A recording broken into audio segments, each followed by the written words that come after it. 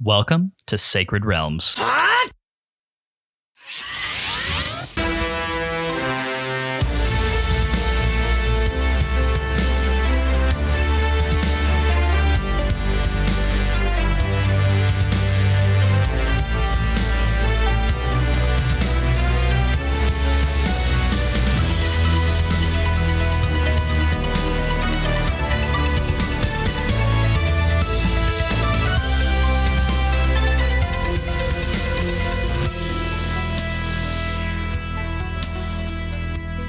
It's a great day in Hyrule, y'all. Welcome to Sacred Realms, a Zelda Retrospective Podcast. I'm your host, Lyndon Willoughby, joined as always by my co-host, Matt Willoughby, for what I believe may be a recent record of 3 episodes in a row of just us two hosting together without a third co-host. It's been a while, Matt. It has been a long time since it's just been the two of us for this long. And, I'm not sick of you yet, so I guess that's probably a good thing. I think it's a good opportunity for us to keep talking through this truly, truly chunky game. Especially, I think this is probably the chunkiest early portion of any Zelda game we've ever played. Yeah, for sure. And, the runway into getting into a groove with it and to, getting used to the game and its cadence and the order in which it kind of serves up experiences. We're still very much in the early days, right? So it does feel pretty nice to have just you and I together hashing this out before we bring someone else in to join in on the discussion. It wasn't always meant to be that way. The detective Mike was supposed to join us for this week's episode, but we had some delays in getting a Wii U and a copy of the game over to him, and there was just no way that he was going to be able to catch up in time to be here, especially given that he was participating in the same wonderful time of party and merriment that we were having this weekend. We had a heck of a weekend, didn't we, Matt? It was a weekend full of good times, good friends, and more than a little bit of debauchery at our youngest brother's bachelor party. We had a really good time. But as you and I were discussing just before going live here, neither of us are quite as young as we used to be, and feeling it a little bit today. Yeah, 25, I no longer am. I'm 25, how I miss you. I'm a lot closer to 35 these days. So, it's, my method of party is a little bit more subdued than it has been in years past.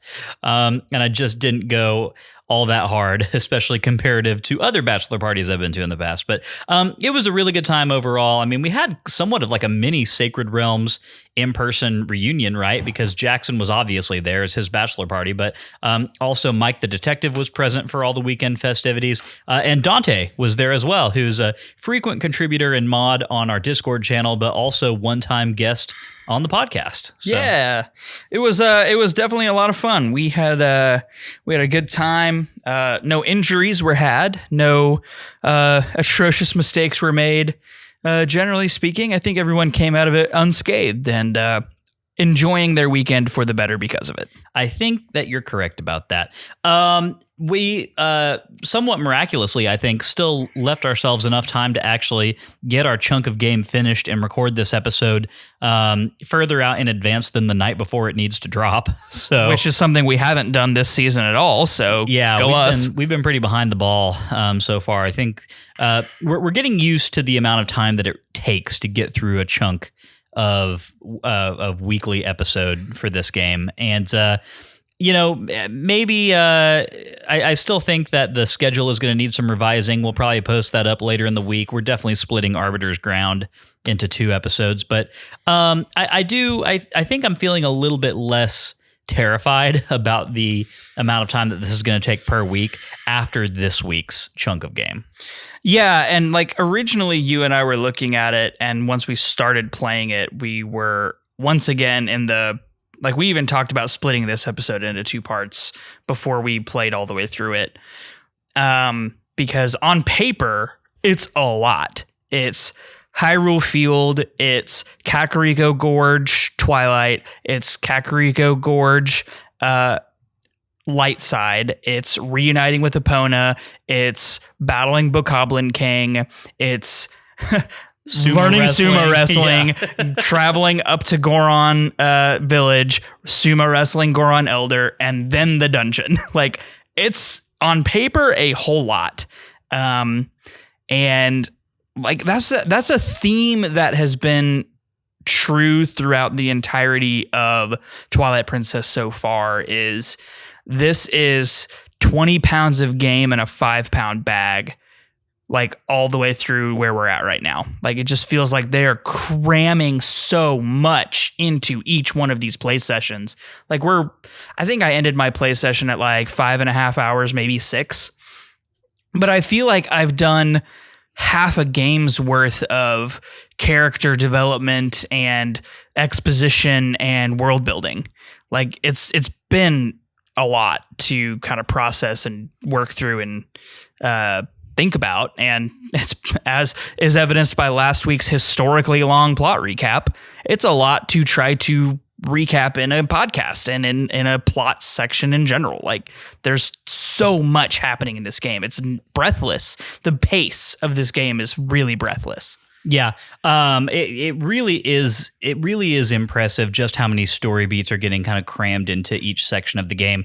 I don't have a good memory about whether or not that continues to be the case for the entire time. I can think of some specific examples where it does kind of hold out through the rest of the game, but we'll see as we kind of go forward. Either way, lots of really, really fun stuff to talk about today.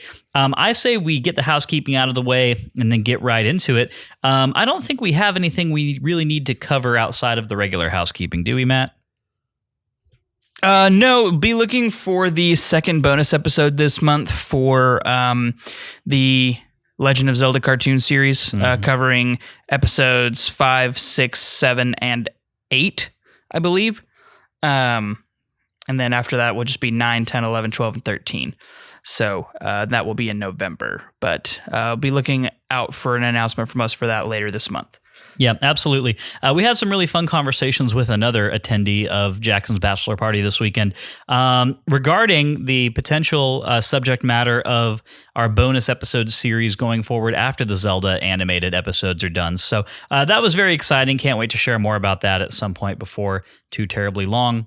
But we'll get into all that later. For now, let's get into the housekeeping. If you didn't know, Sacred Realms is a weekly re-examination of The Legend of Zelda, one little slice at a time. Sacred Realms drops every Wednesday and is available on all major podcast networks. Every week, we play a new section of a Zelda game, and then we sit down here to talk and to drop our hot takes. If that sounds fun to you, please head over to Apple Podcasts, hit that subscribe button, and be sure to leave us a review. 5-star reviews are greatly appreciated, and they have a chance to get a shout-out here on the show. If you want more Sacred Realms in your life, you can head over to patreon.com/Sacred Realms Pod to get access to our Discord channel, listener mail, vote on what game we play next, and so much more. Additionally, one of the benefits that Master Sword patrons and above get is that we read their names every week here on the show.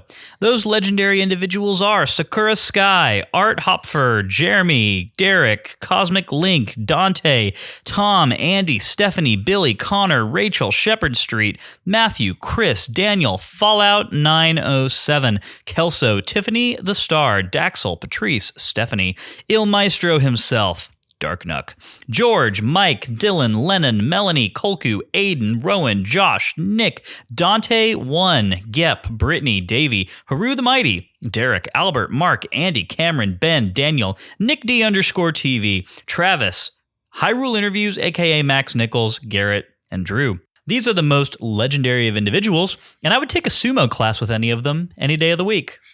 I was going to say I would have a jousting competition with the King Bokoblin with them cheering me on any day of the week. Okay, those both sound fun. We'll do both. Those both sound like 100% more fun than the usual roster of things that we commit to doing with our Master Sword and above patrons on a weekly basis. You know what I wouldn't do with anybody? What? Dive into a lava-filled mine that is supposedly some kind of dungeon, mostly because lava is terrifying and that sounds really hot. Yeah, nope, that makes sense. Makes sense. Matt, I think that we have 1 or 2 5-star reviews to let off the chain. You got one of those queued up for us? Yeah, it's a very short one today, but one that made both you and I laugh out loud. It is by T-Man Story, and it is titled Multiple Thumbs Up. One of the finest examples of the two white dudes talking about a niche topic genre. This isn't meant to be sarcastic. I legitimately love this show. And as one of the two white dudes who is keenly aware that we are firmly in the niche of, or in the genre of two white dudes who talk about a topic, yeah, I can appreciate that. I'm here to own it. I'm glad we could contribute to the storied history of that particular niche of podcast. What feels like quite a few podcasts out there. Yeah, Just I think you're probably two right white about dudes that. who think they know a lot and talk a lot. Thank you so much, T-Man Story. We receive your compliment in the spirit in which I believe it was intended, which Absolutely. was positively. Yes, we appreciate it. And honestly, had you been sarcastic about it and kept the 5 stars, we wouldn't have complained, and we would have totally understood. There are more than enough white guy podcasts out there, but we appreciate you enjoying our show nonetheless. We'll take sarcastic and 5 stars over sincere and 1 star any day of the week. Amen. Looking at you, Schwanny man. Schwaddy man. All right, y'all. Without further ado, let's talk about what we played. We do that every week in the Sacred Realms Rundown, which is a 6-part analysis of what we played this week and the feelings that it made us feel. Today, we're covering Twilight Princess, Chapter 3, covering the happenings in the Elden region of Hyrule, Goron Village, the Goron Mines, Kakariko Village, lots of fun stuff. Part 1 is, as always, the plot recap as read by Matt. Take it away, Matt.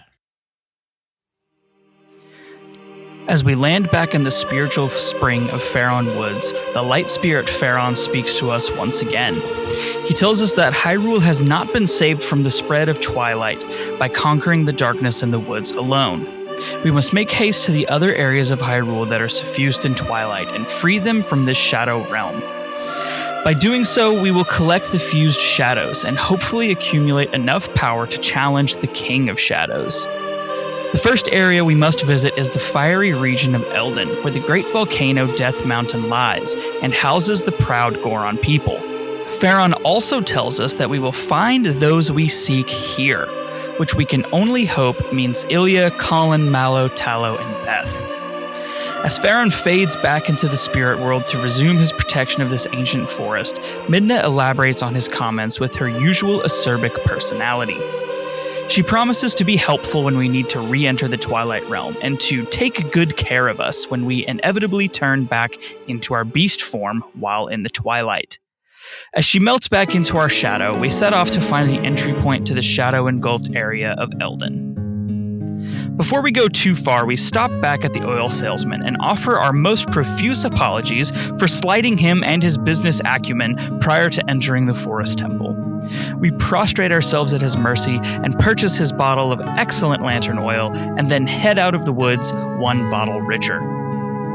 As we enter Hyrule Field for the first time in our lives, we sorely miss our equine companion, Epona. There are many miles to tread, and we get a move on by foot towards the distant veil of twilight that shrouds Death Mountain. Along the way, we fight some pesky bokoblins and flying pterodactyl-looking creatures called Kargaroks. Neither of these foes, even the armored bokoblins, are any match for the Ordon blade, and we make our way to the veil of twilight that covers the region of Elden. Just as before, Midna grabs us with her magic hair hand and pulls us into the Shadow Realm. Back in our now familiar beast form, we start to sniff around for a hint on where to head next. After our first few steps into the region, we find the broken remains of our very own wooden sword, which we lent to Tallow shortly before our ill-fated run-in with bokoblins in the Ordon spiritual spring. We bury the fear that the broken sword evokes and use our strong animal senses to pick up the scent of the youths. We're gratified to finally have a solid lead to follow, and we begin to track our friends using our powerful senses. We come across an obstacle fairly quickly in the form of a gorge with the bridge missing. The bridge isn't broken or torn down, it is just completely missing, as if it had been scooped up into the sky. Luckily, we remember coming across a bridge in the Faron Woods that looked as though it had been dropped out of the same sky. We utilize one of the portals that we've created by defeating the shadow monsters and head back to Faron Woods. And sure enough, the bridge is waiting for us right there.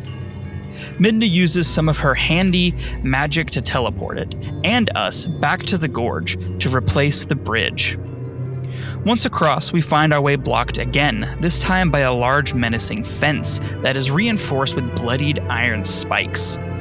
We dig our way underneath and slay the shadowy bokoblins on the other side, leaving the route towards the foothills of Death Mountain open to us. We take the path forward and come upon the battered shell of Kakariko Village. Some shadow beasts block our path, but we make extremely quick work of them and open up a portal here at the village entrance. As soon as the beasts are felled, the light spirit at the nearby spring calls out to us to tell us its plight. Much like Pharaon, the light spirit Eldon's light was stolen by these minions of Twilight. Just as before, the stolen light is housed within the insects, and we must exterminate them all to fill the vessel of light and revive the spirit. Eldon is kind enough to mark the locations of the Twilight bugs on our map, and we get to work tracking them down. A wrinkle in the plan comes by virtue of the layout of Kakariko Village itself. Where Pharaon Woods was open and accessible to us, Kakariko is a town made of ramshackle buildings and structures, and many of the Twilight bugs seem to be taking shelter indoors. In our wolf form, we cannot operate doorknobs, so we have to be crafty and find other ways of gaining entrance to the homes and shops of the village. The nearest structure to the spring is a circular home, which we see on our map as the location of a few Twilight bugs. We gain entry by leaping from some nearby boxes into an open window, and once inside we see the telltale pale flames, which signify the presence of humans imprisoned by Twilight. We activate our wolf senses and find that the room is quite crowded, and many of the faces are familiar. A wave of relief washes over us as we realize that Mallow, Tallow, Colin, and Beth are all here, frightened but safe. Ilya is nowhere to be seen, but for now the knowledge that many of the village children of Ordon escaped serious harm is an incredible comfort. Also present is a striking dark-skinned man with long hair named Renato, his daughter Luda, and the red-headed village bomb maker Barnes. The group is terrified of the Twilight beasts that they saw roving by the spring and are afraid to leave the house for fear of their lives. Renato attempts to calm the frightened children, but Barnes completely loses his head and succumbs to terror. He wails that the monsters are sure to break in and kill them all one by one, but a swift rebuke from Renato silences him for the moment. The children are distraught by Barnes's ravings, but Colin comforts Beth with a reassurance that Link is coming to save them all. Renato mentions that there's an underground shelter beneath the home that they could take refuge in, but unfortunately it seems that some of the Twilight bugs are hiding down there, making it dangerous for the group to descend into the catacombs. Apparently, the only way to open the secret entrance to the cellar is to light all of the torches in the chamber, which we set about doing with a nearby torch that we find on the ground. Sure enough, we find a few Twilight bugs down below, which we quickly dispatch, leaving the children and the village elder in safety for the moment. Following the underground passageway to its end leads us to some scaffolding, which we scale to return to the Kakariko graveyard, which is only a short jaunt from the main street. Many of the Twilight bugs are hiding in the town's various shops and homes, which we must gain access to by jumping in windows, falling through holes in the roofs, or other similar means. In one very unfortunate moment, we accidentally ignite the storehouse above Barnes's bomb shop while trying to root out some bugs. The entire structure is engulfed in flames in moments, which has the side effect of successfully killing all 3 bugs inside. But surely Barnes won't be pleased with this development once he finds out. There's no time to waste, however, and we check our map to see that the final Twilight bugs are further up the mountain pathway that leads to Goron Village and Death Mountain. Though filled with steep cliffs and sheer walls, there are enough rock ledges scattered around for us to leap upward and make our way slowly towards the peak of Death Mountain. On our way up, we pass by a curious stone with a hollowed-out center. The wind is blowing through the hollow with an oscillating quality that sounds almost musical.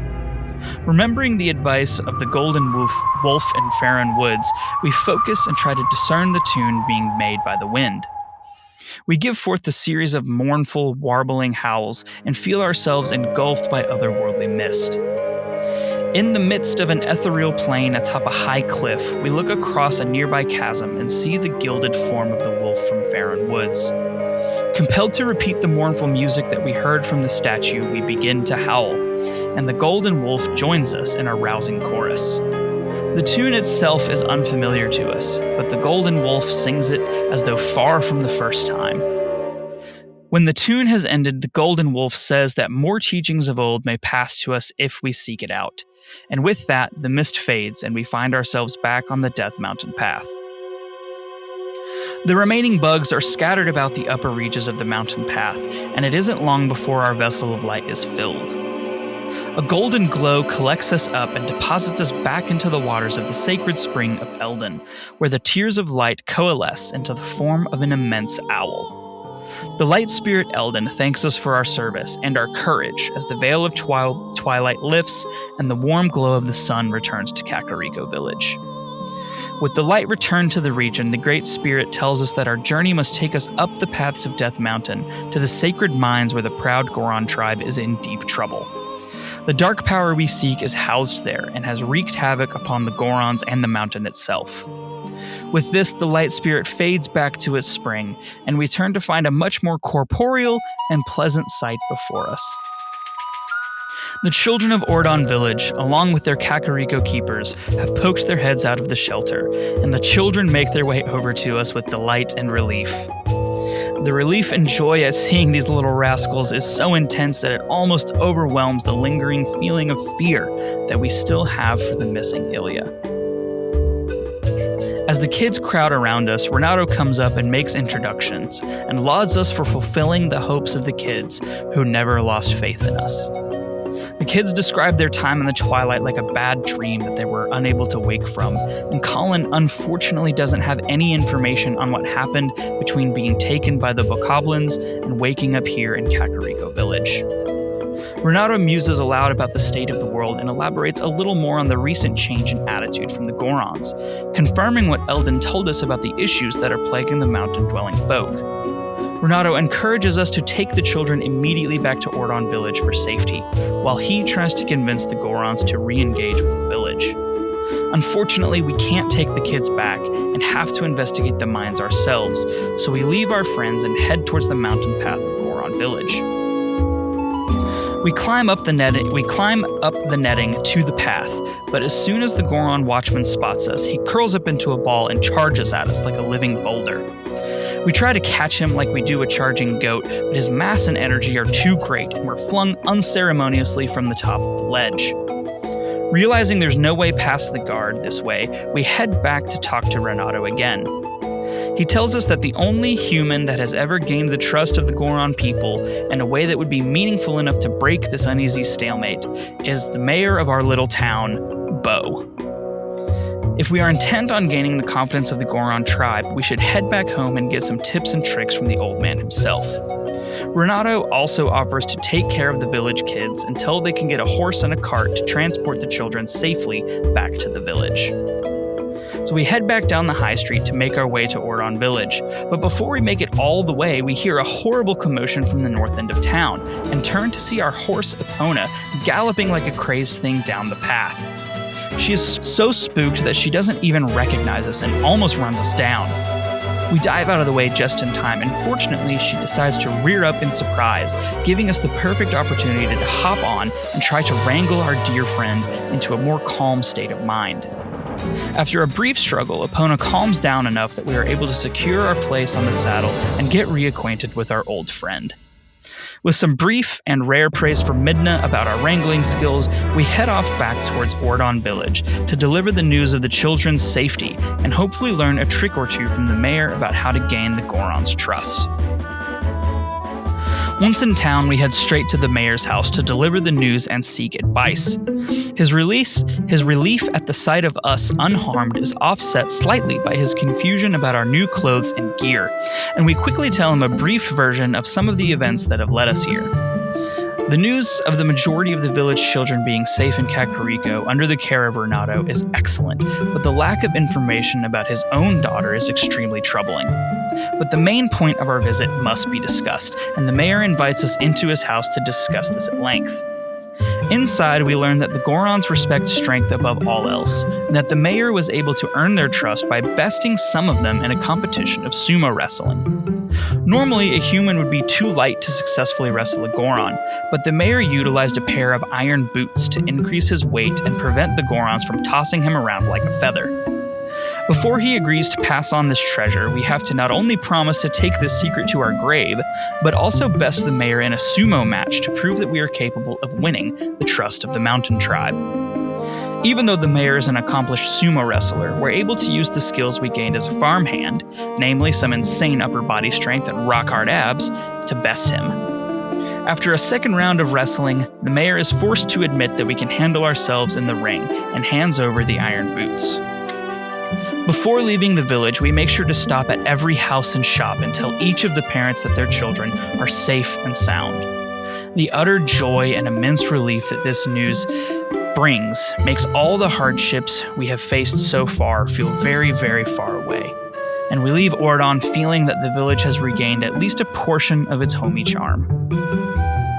Before leaving the Ordon region entirely, we find the Golden Wolf right outside the Ordon Spiritual Spring and pay him a visit for our next lesson. Just as before, we find ourselves transported to the ethereal plane overlooking the castle, and the great skeletal warrior appears before us. Before teaching us the next skill, he tests us on the ending blow, which we are able to perform to his satisfaction.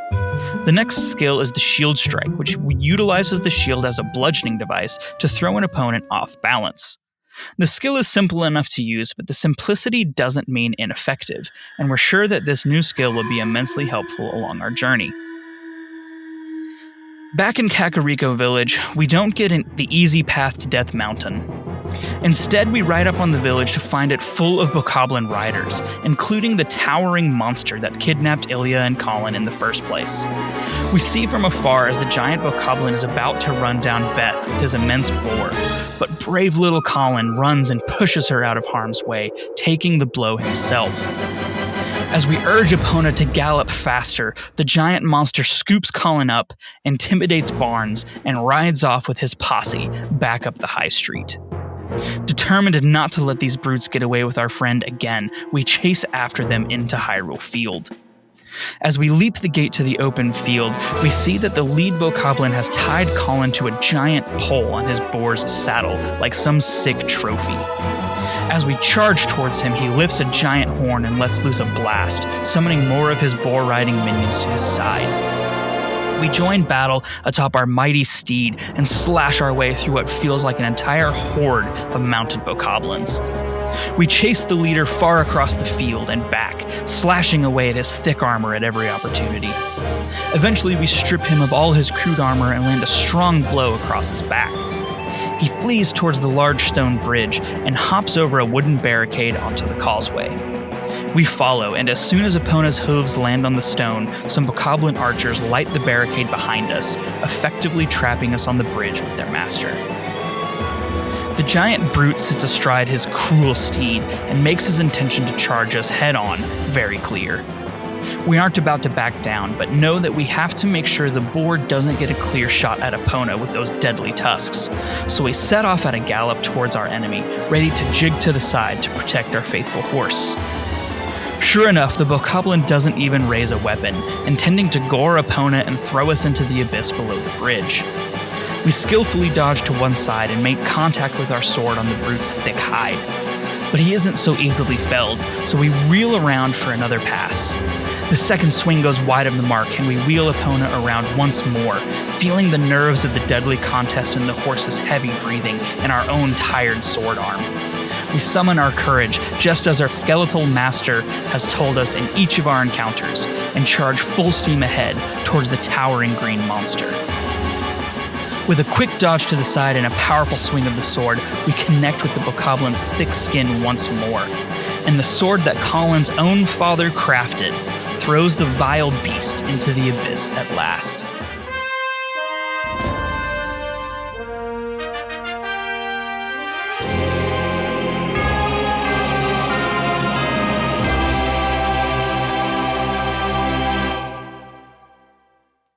We quickly take Colin down from the ghastly entrapment and dispatch the monstrous boar to head off into Hyrule Field and live its best life.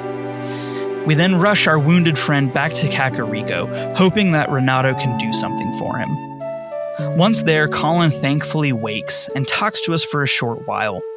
He talks about finally understanding courage and what it means to be like us when he grows up.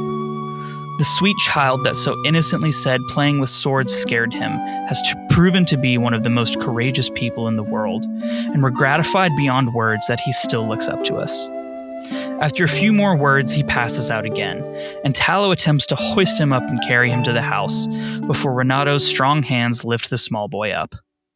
With only a silent nod, Renato promises to us that he will take care of the boy, and encourages us to hurry along with our task on Death Mountain while he tends to Colin. Before heading off to Death Mountain, Talo asks us to go give Mallow a talking to, as it seems the little guy hasn't even visited Colin since we returned. Talo says that Mallow went into that abandoned shop saying he had work to do, and hasn't come out since. Curious more than anything, we stop into the old shop that now has Mallow's face plastered all over the outside walls to see what's up. In a truly startling turn of events, the little guy has gotten a fully fledged shop up and running in what feels like no time at all. We go ahead and grant him some patronage by purchasing a steel Hylian shield, which won't burn if it comes into contact with fire. Since we're going up to an active volcano, it seems worth the price of 200 rupees. As soon as we reach the Death Mountain Pass again, the Goron guard challenges us once more, but this time, with the help of the Iron Boots, we succeed in stopping his roll attack and toss him off the side of the cliff, instead of the other way around. We start making our way up the mountain path, occasionally wrangling and tossing Gorons along the way. Eventually, we reach Goron City, where we experience a very unsettling shower of lava rocks from a recent micro-eruption of Death Mountain. As we take cover from the shower of flaming meteors, a molten rock the size of several houses comes hurtling out of the sky and embeds itself in the ground. Thanking the goddesses that we didn't get crushed, we keep making our way upwards. Eventually, we are blocked by an impassable wall and have to make use of the local Gorons to keep progressing. We saw earlier a Goron stand on top of a second Goron while in ball form, and once the second Goron came explosively out of ball shape, it launched the first Goron high into the air. Since none of these rocky denizens is kind enough to offer us a lift like this, we do some light combat to force them into their protected ball form. The shield strike comes in handy, and we soon find ourselves at the entrance to the topmost hall of Goron City. We enter the cave-like hall, and immediately a dozen Gorons start getting ready to charge us. Certain that we are about to be pummeled into a pulp, we hear a loud, gravelly voice shout the Gorons down. An old Goron stands in the center of the room and commands the younger Gorons to leave us unharmed. He commends us on our determination for making it this far up the mountain, and explains that he is one of 4 Goron elders who are currently forced to run the tribe after a calamity befell the tribe's chief, Darbus. Some days ago, Darbus went into the Goron mines where the tribe protects an ancient treasure, and there was warped and twisted by the ancient artifact into a monstrous version of himself. The other Goron elders had no choice but to seal Darbus away inside the mines for the tribe's own safety. We explain that we are after the ancient artifact which consumed Darbus and offer to help in any way we can. However, there's one small problem. A Goron outsider is forbidden from entering the sacred mines. The elder cannot deny that we possess a certain heroic strength, and agrees that if we can best him in a sumo contest, then we will be admitted to the mines. As the other Gorons take their places around the circular sumo ring in the middle of the chamber, the Goron elder assumes his position at the far end of the arena. We sneakily slip on our trusty iron boots and prepare to get our sumo on, just the way that Mayor Bo taught us. The Goron Elder proves to be a much more formidable challenge than even Bo was, and we find it a considerable challenge to best the old fighter. Give ground and lose ground, give ground and lose ground, blows exchanged, lunges are dodged, but in the end, with more than a few sweats broken, we stand victorious over the Goron Elder, who has been pushed off the side of the ring. The Elder is amazed by our performance and says that the only one who is truly worthy of being a brother of the Gorons could have accomplished such a feat. He commands his guards to step aside and give us access to the mines, and so we proceed onward down a dark tunnel leading further and further into the mountain. A gust of hot air and an orange glow welcome us to the entry of the Goron mining facility. The labyrinthine complex is home to glowing pools of magma and industrial mining equipment and scaffolding littered all around the immense caverns. We are faced by a variety of dangerous new critters, from fire slugs to immense Dodongo lizards. Traversing the gargantuan mine is a difficult process, and we end up utilizing the iron brutes to depress Goron-sized switches and even to traverse the ceilings and walls of the mines which are encrusted with magnetic ore deposits. Our main goal is to traverse this fiery maze and find the 3 Goron elders within, who each hold a piece of the key that keeps their possessed leader at bay. The lava pits, spinning platforms, and enemies can't keep us from the first 2 key shards, but the second Goron elder tells us that we need to obtain a sacred treasure from the mine that the Gorons have guarded for centuries. This treasure was used by the legendary hero himself, and it has been the Goron's sacred duty to protect it since his passing. He tells us to talk to the guard in the next room and that he should let us have the treasure for our quest. Unfortunately for us, the guard didn't get the memo about humans being allowed in the sacred mines, and the enormous Goron, plated in iron armor, leaps onto a platform to fight us. With no other choice, we defend ourselves and do battle with this truly huge specimen. His attacks are incredibly powerful, but he is slow to wind them up, so we use the window of opportunity to get some hits on his belly pouch. After some successful hits, he goes into his charging ball form, and the iron boots once again serve to allow us to toss this Goron over the side and into the pool of lava. Luckily, since these folks are made of rock, the lava doesn't kill him, and instead just singes him a bit. It takes a couple more rounds of Goron wrangling and singed butt cheeks for the guard to finally listen to us about being allowed to be here, and he hands over the hero's bow. With our powerful new ranged weapon in hand, we finish up the exploration of the mine and obtain the 3rd key shard from the last Goron elder. We make haste towards the chamber where Darbus is imprisoned, taking out some hordes of bokoblins and a few beamos with our new bow along the way. We enter the chamber to see a monster that must be at least 20 feet tall. Its shape is somewhat bear-like, but the edges are insubstantial, like a shadow upon grassy field.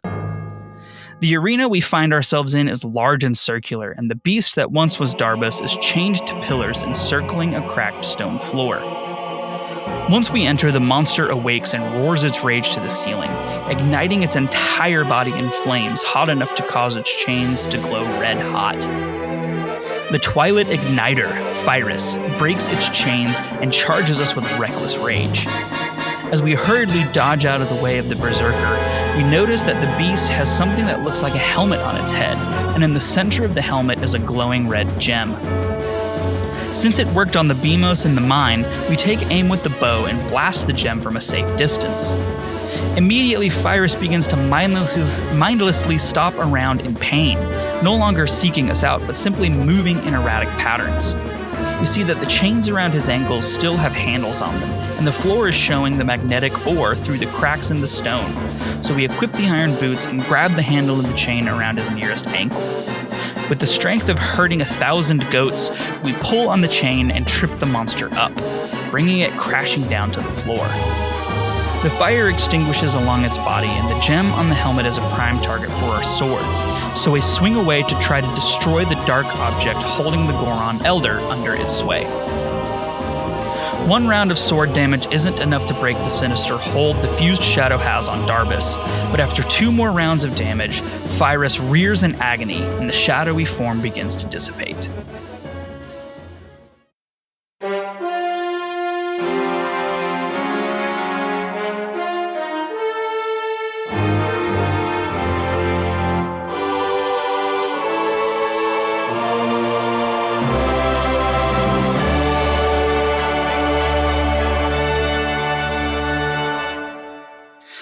Once the shadow of Phyrus is fully gone, the fused shadow floats in the air above the ground, and Midna quickly claims it and tucks it away.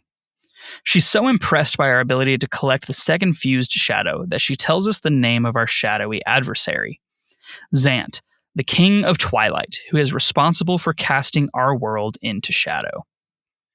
Midna has some choice words about Zant, scorning his supposed power, and even has some less than flattering things to say about Zelda. But the fused shadow is all she really cares about right now. So she creates a portal for us so that we can leave this place and begin our search for the third and final fused shadow. Before we take the portal out of the mines, we scoop up the heart container and check in on the now conscious Darbus. He seems relatively okay, if a bit confused and in pain. But all in all, we held up our end of the bargain by freeing him from the grip of the fused shadow. While we hope that the third fused shadow will allow us to confront Zant and free Hyrule, we have a sinking feeling that things will not be as easy as Midna makes them out to be. And beyond that, we still have no idea where Ilia is, or if she is even alive. While we have claimed another victory for the people of Hyrule and freed another land from the shadowy hold of Twilight, it seems we still have much ahead of us that is left undone. And while the question of Ilia remains open, we find less satisfaction in these victories than we otherwise would. Well done, as always, Matt. Alrighty, let's get into part 2, which is our takes, where we talk about this section of the game, how it made us feel. So, the thing that is interesting to me just off the cuff about this whole section of the game, Matt, is that we're really settling into what the flow of the early Twilight Princess game is at this point, right? We have like a pretty identifiable structure of the way that things go after you exit whatever dungeon you just got done with, right? Yep. Which is you land back in a place, talk to that region's light spirit, you get told where to go next, you go to that place, go back into Wolflink, collect some light bugs, you've dispelled Twilight from an area, get up to some interpersonal character happenings, all of which lead you up to accessing that region's dungeon, which you then go and tackle and then repeat. Yes, and we will do that exactly one more time, and then not again, as far as I know. So we get into the groove of it just in time to get out of the groove of it and find a new thing to do in the back part of the game. Yeah, I wonder if that's one of the reasons that this early, I don't want to say first half, but first third of the game is feeling so chonky. Really, essentially what we're doing right now is opening up the map of the entire surface of Hyrule, where we're gaining access to the entire playable world, right? Like, I know that the late game takes us to 1 or 2 satellite locations, but we're accessing Hyrule proper right now. And that includes like some pretty big swaths of land, right? And I think what the game is trying to do is give us a fair number of experiences within those new places to kind of help build the same sort of emotional attachment that it was doing in Ordon Village in the early game, right? Yeah, and it's interesting because as with the early game where we're building character attachment, to our main cast of supporting characters. It feels like the game is trying to do the same thing with the village townspeople of Kakariko, and to a somewhat lesser extent later, the Gorons. So the game is really going 110% in on the story of people more than anything else. Like, you're less saving the land of Hyrule as you are saving the people within it. Yeah. And that's kind of interesting because really before this, there wasn't much of that. It was more amorphous of the land and its people. Now it's the land and these people. Yeah. Specifically these people. Like it's a cool tone shift, I think. One that's hard to pull off, and one that is, I think, what has contributed 90% of this game feeling so stuffed. Like it just ate a huge German food meal. Stuffed. Yes. Matt, you know what we have not been going 110% into? What? our bit where we talk about what we're drinking tonight. I was literally thought about that. I looked at your glass while I was saying that, and I was like, forgot to do it. Whoops. All right, Matt, how about, I think I did it last week. Why don't you cue this one up real quick? We're going to interrupt the part 2 of the Sacred Realms rundown real quick for Matt and Lyndon's report on what we're sipping this week. God, we're so sloppy. How do we have a podcast? It's still going. Who let us have a podcast, and why do people listen to us? Thank you to all like 2,000 of you who have listened in the last week who keep us doing this. Yeah. Thank you, and sorry that we suck sometimes, but we love you. Very much. All right, we are departing from our normal brown liquor experience, and we are looking at Did enough of that this last weekend. We are doing some sipping tequila, or tequila, as it is more properly called. This is Mi Gente tequila, which I don't know if that is like more than regional or not, but we can get it in Texas. So if you see a bottle of Mi Gente, and that's spelled Mijenta, it is quite delicious. It's a very good sipping tequila. Yeah, this is what so I'm a bit of a tequilasman myself, especially in the summer months. I always love a good bourbon, but some nights it just doesn't feel right. And so that's where tequila comes in. I've been trying pretty hard to expand my tequila palate over the last few years. And I very recently have expanded into Blancos. I've traditionally been a Reposado or Añejo man. So Blanco is something I never really tried, but at a recent trip to the liquor store, I was realizing that Blanco tequilas all had one thing pretty much in common with each other, and that's lower calories. Yes, well, but they also tend to be about $15 cheaper than Repos and about $25 cheaper than Añejos. So that's because they're not aged in oak barrels like Añejos exactly. and Reposados. But it had me thinking. I was like, I know that Blanco is considered just as sippable of a tequila as the other two, so I gave it a try and was very pleased with the results. So yeah, Mi Gente tequila, been a big fan of it for a little while, and happy to be sipping on it tonight, taking a break from the darker barrel-proof liquors we were having this week. Well, look, Jackson is what is colloquially called a proof hound in the higher end whiskey circles. If you don't drink anything that's less than like 100 proof, generally you're kind of considered a proof hound. And Jackson, as much as he likes to say that he isn't one, is a total proof hound. So this weekend, as we're celebrating him, we were drinking a lot of very high proof whiskeys that were chock full of really good flavor. But man, you have 2 of those and you are feeling real good. Yes. And if you have more than 2, then you're in for a fun reacquaintance with the ground, especially if you're 30 going on 35. Yeah. So we're taking a little different direction today. So cheers, Lyndon. Let's say salud to Mi Gente tequila. Salud.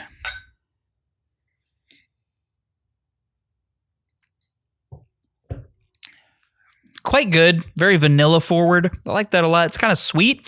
Actually pairs well with a cigar too. Like I was kind of a little surprised by that. It's got a nice little spice, which is characteristic of Blanco tequilas. I've found them to be just a little spicier than Repos and Añejos, which are sweeter, and Añejos being a bit more whiskey adjacent in their flavor profile. But definitely very good. Big fan of it. Okay, so Matt, you were just making the point that one thing that the game is sort of doing at this moment is trying to make you invested in the population of Hyrule. Yes. It's telling a story about the people who live in the land, and trying to add stakes to our quest by virtue of doing that. And a byproduct of that is that it's causing the game to feel pretty stuffed. I don't think you were using stuffed as like a pejorative term, right? No, but Gatsby is. Anyway, language, Gatsby, language. No, if I were going to be pejorative about it, I would say bloated. And I think the only part of this game so far that has been bloated is our first intro episode, and we talked quite a lot about it on that episode. So I'm not going to rehash any of that. Yeah. But other than the intro section where we heard goats way too many times and also spend way too long as Wolf Link, the rest of the game has felt more like, I guess, more purposeful in its pacing and its... I don't know. I don't think I would necessarily classify it as purposeful either. I really feel like they are putting a lot of... They're front-loading everything, if that makes sense. Like, yeah, it feels like we're getting almost all of the game's emotional impetus, all of the game's character development and character-driven storytelling in the first like 4 chapters. And I'm kind of concerned that they're going to run out of steam. I know from experience that they don't run out of steam with characters like Midna. Yeah. But I'm concerned that we're going to run out of steam with our other supporting characters. TIE Fighter.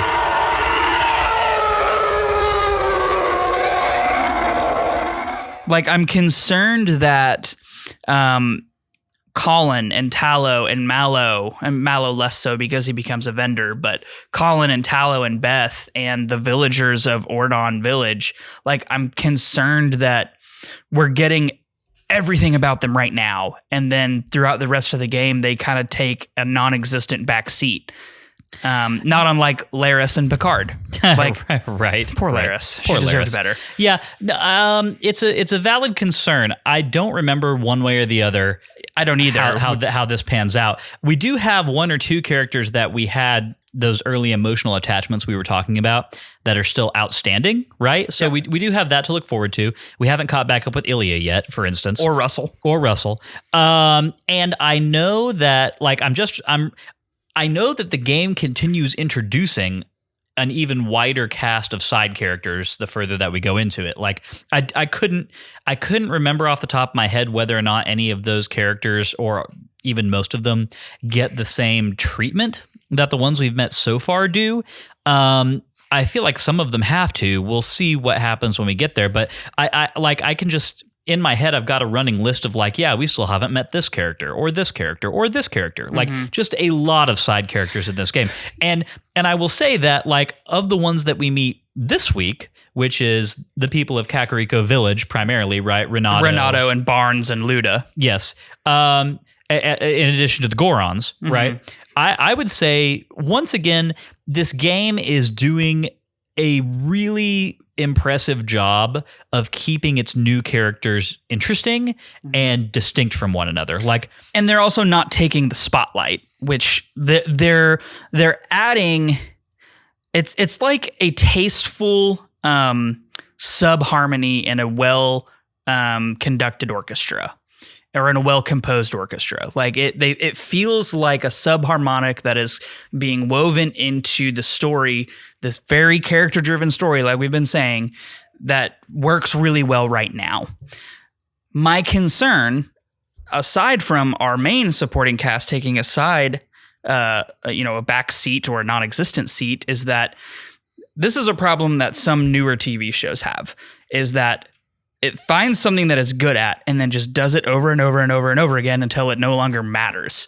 It deludes the impact of what it's doing. And specifically, like, Star Trek Discovery had this problem. There is so much trauma bonding in every single episode of Star Trek Discovery that at some point it just doesn't matter anymore. Yeah.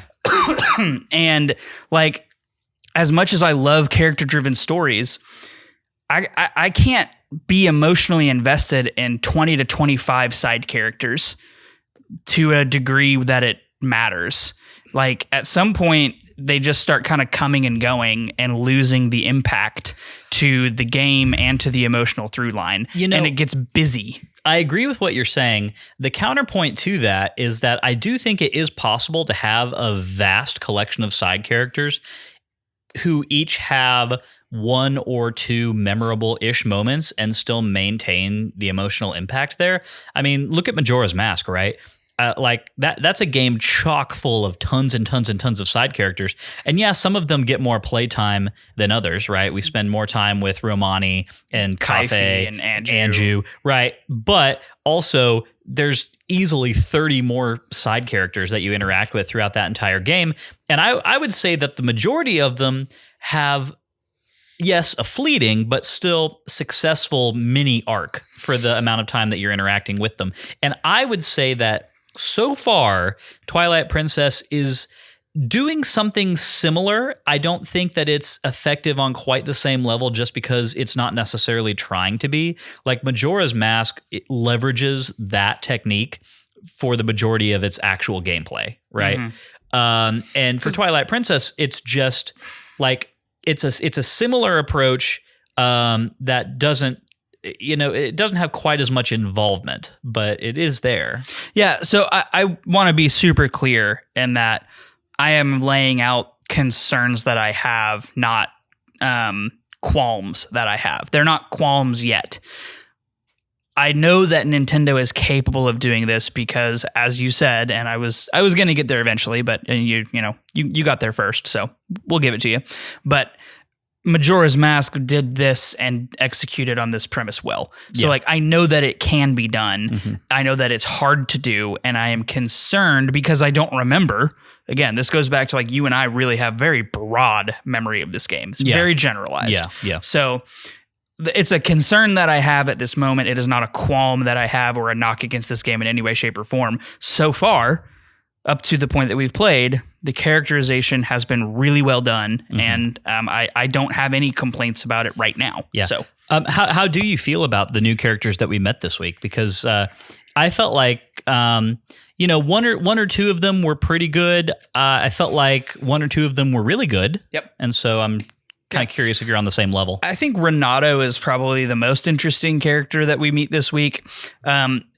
It's really cool to see the shaman of Kakariko Village, and you know that he's Sheikah related because he's got the Sheikah symbol on his shawl that he wears.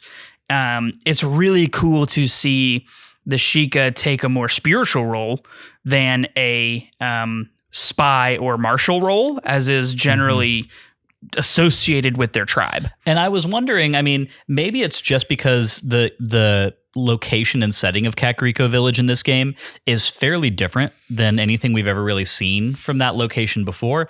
Like the gorge setting, the arid desert. Yeah, it feels like a western, like a town in a western that's being harassed by ne'er-do-wells. Yeah, right. So my question is, were you reading Renato as indigenous? Mm-hmm. Do you think that was the portrayal? I think that's what they were going for. So yeah, I think it's interesting, and I like it. I like it. He's also the only one in the whole village that looks that way. Barnes looks like an Irishman. He's got the red curly hair and the pot belly, and Barnes was another one that I was particularly tickled by. I like him. I think he's the right kind of goofy funny for me. Yeah. Whereas the boss monkey Ook last episode was the wrong kind of goofy funny in my opinion. Yeah. This is the right kind of goofy funny. Barnes is a character who would have shown up in a Last Airbender episode. Oh, absolutely. Absolutely. Yeah.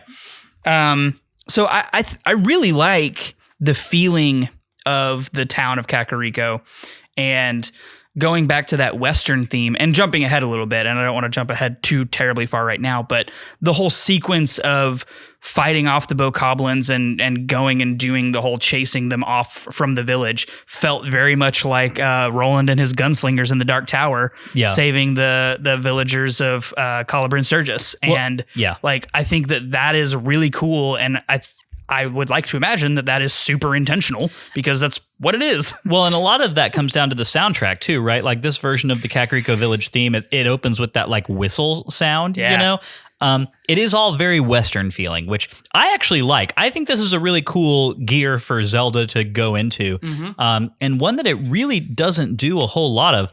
And I could honestly stand to see it do a little bit more of this, but I just thought it was a really fun tone. And just from a lore standpoint, really had me thinking, because I don't want to get too far ahead of us, but I do know that there are some hints and clues later in the game that point to the factoid that this Kakariko Village is not the same location as was in Ocarina of Time. It relocated. Yeah. This one kind of feels like, they kind of set up shop in the nooks and crannies leading up to Death Mountain. When you're going up Death Mountain Trail in Ocarina of Time and you're kind of looking over down the sheer drop and whatnot. Yeah. Like they're over there. Yeah, in my head canon, it was just kind of oh, that seems like that's where this is. Yeah, as the Gorons mined further and further into Death Mountain and kind of moved Goron City with their mine, Kakariko villagers just kind of followed them up the mountain a little bit. I think that totally works for me headcanon wise, and it feels unique. Zelda as a Western honestly sounds like a fun little side quest or a non-mainline game that could happen at some point. I think that'd be really fun. Or even maybe a mainline game. If Zelda can be an ocean-faring like pirate game, why can't it be a Western? Yeah, that would be super fun. I'm here for Western Zelda. Yeah. So yeah, I mean, this version of Kakariko Village, definitely a lot of fun. So we meet back up with all the kids from Ordon, and we spent a lot of time in the last 2 weeks talking about the emotional investment that was built up with those characters. And here we get the payoff of like, they're safe. We've saved them both from the Twilight and from, roving bokoblin gangs and whatnot. They're fine. And we even get the emotional catharsis of being able to go back to Ordon Village and like let parents know that the kids are okay. Did you go talk to all the parents? Yes. I did too. And I had never done that before. And that was actually like really rewarding. Yeah. I really, really liked that. The first stop I made was Russell's house. I was hoping to see Russell. I forgot that he wasn't there. But being able to tell Colin's mother that he was okay, and then hearing her relief in the voice line, or, it's not really a voice line, but in the vocalization. Yeah. And also her being like, I'm glad you have the sword. I know you'll take good care of it. Please use it to help my children. Like, that was all really good. Even seeing Beth's parents, like the relief over their face, and Beth's father in particular, who was seemed like he was taking it the hardest, besides maybe Russell, of any of the parents, is like utter relief in the body language movements that he makes. Like, really, really well done. Yeah, I agree. This all played really well for me. I think it's rewarding because you've got a very clear setup and payoff from the start of the game till now, right? And of course, we haven't paid off the entirety of the setup, but like a good chunk of it we have. And I'm also glad we didn't bury this lead too long, Like, I'm glad we didn't drag this out all the way through the game. Like, we get this payoff because now it's not just about saving my friends. Like, that's primary because you have to safeguard them from this happening again, right? So that's kind of still the primary driver, but the primary driver isn't find them and rescue them. It is, I have found them. They are safe-ish. Now I have to keep it that way. Like, I'm glad we didn't bury the lead too far. Yeah, no, I totally agree. And we even get some fun moments for a lot of those early game characters, the kids, right? I mean, we've got obviously Colin's like heroic, push Beth out of the way of King Bulbin, we've got fun moments, obviously, with Mallow. Mallow's great. He's still funny. Mallow's awesome. But this is nice, right? It feels like the game is very intentionally creating a cast of primary, secondary, and tertiary characters, but like giving all those characters time to shine within that context, Yeah, and I think it's interesting to see the dynamic of the children evolve through those courses of events. Like, Tallow has always been the brash youngster who thinks he can do everything that Link is doing, and he like always goes way out and above and beyond what he's capable of. But yeah, he's Sokka. Yeah, he is. And you see him cowering against Renato because he's powerless, and they're all powerless. You see Collins taking it stoically because he has such hope and faith in Link specifically, and like kind of seeing the brash young wannabe hero kind of being humbled, and then the stoic nerdy kid that he's been picking on for most of his life actually step up and be the hero, and then seeing Tallow like recognize that and try to take care of Colin after you bring Colin back, and he's really hurt, and Tallow tries to like put him on his back and fireman carry him because he's like just trying to do what he can and to be involved in the situation. So like to see the dynamic between those two specifically evolve and go through its paces was really, really cool and really well done. I think it's very indicative of what I remember my childhood being like, when I had friends who were like Tallow and I felt more like Colin, and seeing those dynamics play out in a game was interesting. Yeah, I totally agree. It's nice because I think that, and again, poor Phantom Hourglass, right? We just had a bad experience with it. And well, I mean, like, it's not a great game. Yeah, sure. But it feels like such a breath of fresh air to be having these kinds of interactions with characters in a Zelda game again, which is one of the things that I think we would say just as a thesis statement, like if we were to distill down things we like about the Zelda series as a whole, this is one of the things that would be on that list, right? It's like it, generally speaking, has a history of excellence when it comes to character portrayals and character moments. In the historic context in which that was possible in the times that the games were made. Like, obviously, we talked a lot about in Legend of Zelda Adventure of Link, it wasn't really possible to do that. So, putting those things to the side, just for clarity of everyone listening. Within the context of the time in which the game was made, Zelda, generally speaking, does this very well. Yeah. And I think the primary earliest example of that being Link's Awakening, having an excellent cast of characters. Yeah, you're right. You're absolutely right. I think that is really the genesis of it. And I think it's actually probably pretty telling that you and I would both say that's one of the things that we consider to be a hallmark of the series, given that Link's Awakening was where I jumped onto the series, and then Ocarina of Time / Majora's Mask are where you jumped onto the series, right? So like we're both, like, our formative Zelda experiences are taking place concurrently with like the dawning of that as a priority within these games, which is cool. I feel good about that. I like that. Yeah, I think it's good, and it's something that Zelda has carried forward from those games with very few exceptions. Obviously, there are some exceptions, but with few exceptions in the almost dozen or more games that Nintendo has made since Link's Awakening in the Zelda series. Yep.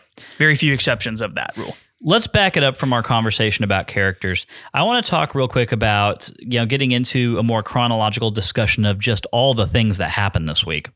Let's start off with our next excursion into the Twilight realm. Yes. In the Elden light bug collecting game that we get up to here. Orkin the Exterminator. Yeah, right. So this was interesting to me. I was trying to really parse how I felt about this version of light bug collecting versus what we got up to in the Faron region. Yeah. It definitely takes a little bit more time to get through. The setting and the area in which you have to kind of explore around and find evil light bugs is bigger here, and there's just a bit more trial and error and a bit more exploration that you have to do to find them, right? Because obviously Elden tells you where on the map all the light bugs are, but a lot of them are like in buildings or whatever, and you can't access through doors because you're a dog, right? And there are a lot of like set pieces, for lack of a better word, that result in you being able to get some of these bugs, right? Like we burn a house down. As a part of this whole thing. It was the bomb right? shop. Right, sure. But I mean, so it's definitely a little bit more involved mechanically, if nothing else. We also spend, it's a lot briefer than the amount of time that we spent as Wolf Link in the early game, right? Absolutely, Well, when you combine the Hyrule Castle part with the Faron. Exactly. But so my question, though, is, do you feel like since it takes up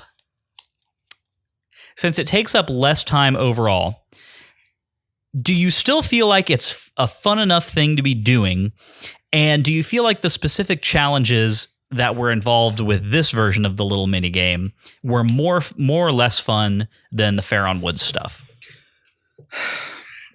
I've been really kind of split and going back and forth on this a lot, because one thing you and I always talk about, and I'm going to answer your question very circuitously because that's what we do on this podcast. We're very loquacious with our proliferation of words and elongating everything out. Indeed. Yeah. So to answer in a roundabout fashion, I would say that this should be, according to our own standards for what we like about Zelda games, this should be a far better experience with this particular aspect of the game, because we get into exploration. We get into some puzzle solving, sort of. We get into more combat and higher level combat with, the first fight with 3 Shadow Beasts, then with 4, having to traverse Death Mountain as a wolf. We get into more of these things, which we have always espoused as being the things we like about Zelda. However, I came away from this light bug extermination roundup just being like, I'm glad that's over. And I can't really put a finger on why. It feels like a chore more than anything. There's a tangible sense of relief, at least for me, the moment that the cutscene kicks in and we become human Link again. Yeah. And that kind of sucks because like this being the main gimmick of Twilight Princess, you want the Wolf Link sections to be like a highlight of the game. And so far, it's my least favorite part of the game. Like, I don't hate it, but I don't like it a lot. Yeah. And honestly, to me, if you were to cut these sections out, the game wouldn't lose all that much outside of the character developments that you get when you listen to the spirit versions of your friends talking. Right. Like, outside of that, I don't think the light bug puzzles add anything. I don't think that the Wolf Link sections add anything necessarily. And I wish that they did. And I truly don't know how to make them better because they're necessary to justify the existence of the gimmick. They're necessary to justify the existence of the danger that the Twilight Realm poses to Hyrule. So like they're necessary from both a story perspective and a gameplay perspective. I just don't vibe with them and I don't like them that much. And I don't really know why. I do think that what they are effective at doing is tension building with your cast of characters, right? So what you're talking about, the the little cutscenes where you're able to kind of listen in on your friends basically, and listen to their fear and their tension and their their expectation that they're maybe not going to make it out of this. I think that is effective, and I think that that's a good thing for the game to be doing because we need to be given examples of why it's bad for the Twilight to be here, Right. Like we need to be getting that sense of dread as a catalyst for our urgency to rid all these lands of the Twilight. And I do think it is effective at that. Like it does build tension and dread. It feels like a dangerous situation just because we're able to see these characters and listen to them and hear them talk about what it's like for them being stuck, in that situation. So that is good. I really do just think it's something about the gameplay of it all. It's just not 10 out of 10 smooth and fun the way that I feel many Zelda games are in their moment-to-moment gameplay. And it's not even really up to par with the way that this game feels moment-to-moment in its like human Link sections. Mm-hmm. It's ably done, but I don't think that it's excellently done, if that makes any sense. No, it does, and I think that that's true. I think the lack of smoothness, the lack of polish, like when it comes to how Wolf Link moves, is also reflected in the lack of smoothness and the lack of polish in how Epona moves. Like the horse controls in this game feel horrible. But it's like the controls aren't even really the thing to me. Like moving Wolf Link around feels fine. It feels more responsive than... But the combat's not good. No, yeah, sure, that's true. The combat's bad. I accidentally like fell off of a ledge multiple times just trying to like maneuver. Yeah. And I was like, I wouldn't do that in most other Zelda games. Sure, like sure. It just, I don't know what about it doesn't feel right, but it truly doesn't feel right. And it's a minor thing most of the time, but for some reason in Wolf Link form, it feels more pronounced than any other time. So, yeah, I totally agree with you on that. Yeah, okay. I think that's right. Thankfully, it really, I don't think that it lasts overly long. I have an inkling that next week's is going to be significantly more prolonged, and we'll see how that makes us feel. I vaguely remember next week's Lightbug puzzle being in like 3 or 4 different sections of Lanayru region, because if I remember correctly, Lanayru region encompasses Zora's Domain, Lake Hylia, and Castletown. Yeah. So like I vaguely am remembering that we have to go to all 3 of those places to find light bugs, and like that does not sound like fun to me. Yeah. So we turn the lights back on. We go and we talk to Renato. We have this great meetup with the kids. And it's here where we start kind of getting sent on our quest that's going to lead us up to our next dungeon. We're setting up the mystery of what's going on with the Gorons. They're all of a sudden hostile towards the people of Kakariko Village, and that has never really been the case before. So that's the primary narrative mystery that's happening in this section of the game. We've got to go several places in order to do all the setup required to get up to Goron City and to Death Mountain. But before we can really get into any of that, we get immediately launched into a very out of the blue feeling cutscene with Epona, where, you know, I'm glad that this happened and it was fun enough to do, but it definitely kind of feels just like we're doing this because you're about to need to go back and forth between several areas of the map, and you're going to hate doing that on foot. So here's your horseback. Yes, yeah, absolutely. I remember one of the first things I thought about as soon as I stepped foot into Hyrule Field as Human Link, I was like, dang it, I want my horse. I don't want to walk all the way over there. Hey, rolling's still the number one way to do it. It is. It really is, which is so funny to me. Although, if you could just put Link on a ladder, apparently he's just going to zoom around everywhere. He's so fast on the ladders in this game. Right? It's insane. He is. Yeah. What did you think of the whole get Epona back moment? It was weird. Like, it was fine. Like, jump on her and wrangle her a little bit, and whatever. Yeah, it's kind of an interesting precursor to horse wrangling in Breath of the Wild, right? Yeah, I wish that there was a little beat about where she came from, how she got loose from the bokoblins, and like what all happened there. Because like as it is, she just randomly appears at the other end of Kakariko Village Main Street and charges at you, and I was like, where did she come from? Yeah. What happens to horses in Twilight? Do they also become spirits? I don't know. This is a good question. I don't know. So we do have to go back to Ordon Village as soon as we get Epona. We've got to go learn how to win the respect of the Gorons from the mayor of from the mayor of Ordon. So this feels like a good time to mention. This is the first. So this chunk of game is the first time that we are able to get some familiarity with this game's incarnation of Hyrule Field. And one of the things that I remember most about this game that I always kind of chalked up as being kind of disappointment was that Hyrule Field in Twilight Princess feels very empty. Mm-hmm. Like, it feels empty the way that it does in Ocarina of Time, just 3 times bigger. Yeah, no, I agree. There's really not much going on in Hyrule Field outside of the flying bad guys and the bokoblins, and there's not even that many of either of those. There is the mailman. Yeah, he looks weird, right? Yeah, he looks a little weird. His transition from like how he's looked in past games to how he looks in this game is definitely not one of my favorite. Yeah, no, not a glow up. Yeah. I mean, he's there. He does things. He runs up to you and says, "Hey," and then which I also think is an odd choice. It's tough because on the one hand, I don't want to sit here saying like I wish there had been lots of things to do in Hyrule Field, because all that would have done is make this section of game even more dense, right? Yeah.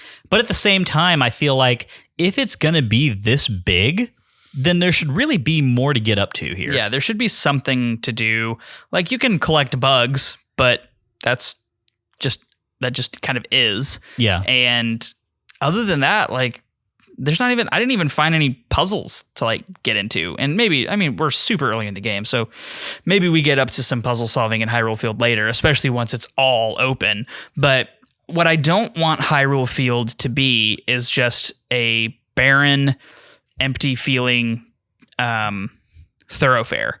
And at least right now, that is what it is. Yeah. It's just a thoroughfare. Get from point A to point B, go through this very large field, and occasionally get attacked by some trash mobs who you kill in 2 hits. Like, that's not great. It's not a great addition. So this all had me coming to a certain revelation, which is that accepting Breath of the Wild and Tears of the Kingdom, I think that top-down Zelda overworlds are pound for pound much better experiences than 3D Zelda overworlds, for the most part. Ooh, hot take. Just think about it. I mean, like, Hyrule Field, Termina Field, Great Sea, you know, Great Sea is a Oh, I see. Okay, yeah, keep going. Yeah. I don't disagree with you. I think there are some notable. I think Termina Field has some neat stuff, if I'm remembering it correctly. Well, that's not exactly true, but also the hub, because a lot of games operate on the hub and spoke mechanic, and Twilight Princess does to an extent. And where the spokes are the interesting part, and the hub is not necessarily the most interesting. Whereas top-down Zeldas are not hub and spoke at all. It's the whole map is a sandbox to play in, and it contains Miriam things to get up to. You know what? I feel like at this point we're just making greatest gen Zelda inside jokes for the benefit of like the 5 people that we know are in our community who also listen to greatest gen, which is good enough for me. We also do this for us. Yeah, for you 5 people, I hope you enjoy it because we enjoy it. But like, I think you're. Hey, Matt. Hey, Lyndon. Did you find yourself a drunk Shimoda? Actually, yes. Barnes. Anyway, I think you're onto something there. Like, I think it depends on what it is you're looking for out of your overworld, and whether or not you really vibe with the hub and spoke versus the sandbox design aesthetic and mechanics. So I can't disagree with you. How do you feel about sumo wrestling? Yeah. Really? Like, I actually kind of liked it. I thought that it was like a charming little mini game. Yeah. Like, I don't hate it. I think I'm trying to think of comparable mini games. My thing is, if we had to do it 2 or 3 more times, it would have been too much. Yes. But I do like that it's got a system. You know? Yeah. It has a bit of a learning curve that you kind of have to figure out while you're doing it. It's not overly difficult, but it is just a fun little thing to do. I feel like what the game really needs is the opportunity to go back and do it as like a rewardable mini game later. Right. I don't know if it is or not. I don't remember, where you can get something out of it more than progressing the story forward. Yeah, exactly. But I did think that it was fairly fun. I think that there's something so goofy and funny about all the times that Link is forced, like the whole way that it's framed, right? With the sumo music and Link, in the deep squat. And then it lifts the leg up and stomps it down. Yeah. Right, yeah. It's definitely very unique. It's not bad. I don't think that it's bad at all. And like when it comes to story progressing mini games that are a little bit out there, it's definitely well executed, and I think it's good for what it is. Yeah. It got Link's shirt off, so there you go, Stephanie. That one's for you. Is that also going to be a running gag this season? Yes. All the times that Link becomes a thirst trap, we just call out Stephanie? Yeah, pretty much. Okay, fair enough. But I did think it was hysterical that I'm curious why Link gets down into like sumo garb for only one time that he does this. But he's not even really in sumo garb because he's not wearing the diaper. He's not wearing the diaper. The mayor is definitely wearing the diaper. The mayor was rocking Mad Nuck. Yes. He had some Mad Nuck going on. Yeah. And look, credit to him. That takes a stronger man than I to feel comfortable enough to do that. And I think it's really cool to see examples of Hylians honoring cultures of the other races that are in Hyrule. Yeah. Because you'd never see that anywhere else. And at least prior to this game, that like doesn't happen. Link has to become a Goron brother, but nobody else in Hyrule gives two flying about the Goron tribe's customs. Right. They literally just like put up a gate and say, don't go through here. Sure. Like, I think it's really cool to see that more people in Hyrule outside of Link are invested in interspecies relations, not sexually, but interspecies relations. No, that doesn't happen until Tears of the Kingdom. Breath of the Wild, you mean? Oh, well, yeah, I guess that's true. Too. Okay, yeah. All right. Yep. So, like, I like that a lot. I think it's really cool that the mayor has a backstory, that he's not just the mayor of Ordon Village who's been there forever and he's just like the village honcho. He traveled the world and did cool things. And he knows Renato. He knows the Gorons. Yeah. The Gorons know him. Like, I think it's really cool that he gets kind of fleshed out a little bit. Like, kudos, props, awesome. Yeah, I totally agree. We learn the sumo minigame, we come back to Kakariko Village, and then we get shooped into yet another side narrative event, which it's so interesting because there were several times in this section of the game specifically that something happens, and it's fun enough in and of itself, but I get the feeling each and every time, and I'll talk about the other one when we get to the dungeon, I get the feeling each and every time that it's like we showed this in an early trailer for Twilight Princess as a showcase for like, hey, look, it's this kind of Zelda game again. And it's just like, well, we had to keep it in the game because we had it in the trailer, right? Right. So it's like, I know that, Link dueling a pig riding bokoblin was one of the early trailer shots that you see, like especially like the moment where like Epona rears up and Link's holding the sword, like I'm pretty sure that was a part of the original E3 Twilight Princess reveal trailer, even before it was like a named game. That was like the triumph shot of like, hey, look, it's the Ocarina of Time Link that y'all are pissed that we didn't do last time. And he's riding Epona, who looks like Epona, and he's got a sword, and he's in a really cool pose. Like, hey, look at this. You're doing sword combat on Epona. Big trailer shot, and it's kind of like, okay, well, now we have to put that in the game, for sure. Yeah, and so this is all the sequence of events where Colin gets kidnapped by Bokoblin King, and then we have to have King Bulbin, and then we have to have our horseback combat in Hyrule Field, culminating in the duel on the bridge. So let's start with the horse combat first. How do you feel about that whole situation?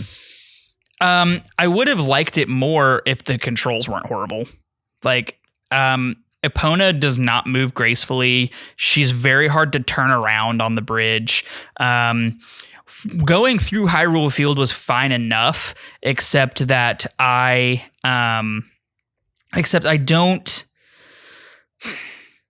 think this would have been better served after you got the bow, not before. Oh, yeah. I really think that this would have been better served after getting the bow so that you could more effectively do combat against the Bokoblin hordes. Yeah. Because as it was, I felt like I was constantly getting away from trying to chase down King Bulbin because I was just getting shot by arrows constantly. And I was like, and in hero mode, they do damage and I can't heal myself other than the 2 jars of milk that I bought. Yeah. So like I'm trying to preserve those, and like it didn't feel, like I said, I think it would have been better served after you got the bow. And the jousting segment on the bridge, like just Epona doesn't move smoothly enough and the combat wasn't polished enough to really be fun. Like the aesthetic was really cool. Yeah. But I think the execution was not great. This is really tough to do. Like I was kind of frustrated by the mechanics of the jousting because there's a very fine window of opportunity to actually get a hit on King Bulbin before you get knocked off into the gorge, right? Right. And of course, as we know, falling to your death takes 2 hearts in hero mode. Which I still think feels excessive. Oh, it's horrible. But it's just it looks really cool, but you're right. It doesn't control super well, and that makes it frustrating. What I ended up having to do was to keep my sword spin attack charged going down the Wait, you can sword spin attack on Epona? Yeah. I did not know that. Yeah. That would have made this so much easier. Yeah. And it's great because that has like a bit wider of a hitbox around it. Like, I was constantly whiffing all the time. Yes, so was I. And so that's what I ended up having to do. As a set piece, it's fairly fun, I guess, but I feel like I would have really just more enjoyed being in hand-to-hand combat with King Bulbin on the bridge. I agree completely. Yeah. Yeah. So we get Colin back. We go back to Kakariko Village. It's time to go up Death Mountain, using, of course, the gift that we got from the Mayor of Ordon, which is the iron boots, which, by the way, these are a much better looking set of footwear than the iron boots from Ocarina of Time. Oh, yeah, they look really cool. Yeah. Yeah. So we're going up Death Mountain Trail, and we've got the iron boots on, and we're using our newfound ability to stay planted in one place quite often, in that we have to defend ourselves against like an onslaught of rolling Gorons who were trying to take us down our entire way up. This to me was fun enough.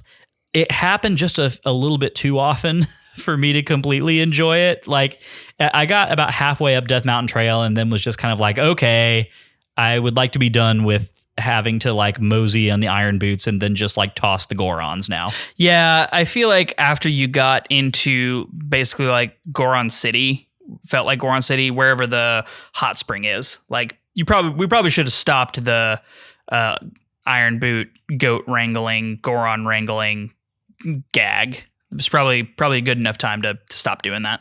Yeah. We make it up to the main chamber of where the Gorons are all hanging out at. We request access to the Goron mines. We meet one of their elders and we get into another sumo fight. In fairness, I did feel like what this did well was capitalize on like an increase in difficulty of the minigame, right? Mm-hmm. Like it did a nice thing where it's like we had an easy round with the mayor and then like an intermediate round with the mayor. And now we've got hard mode sumo wrestling. Yep. And that's nice. Like, I appreciate having like a scale there. Agree.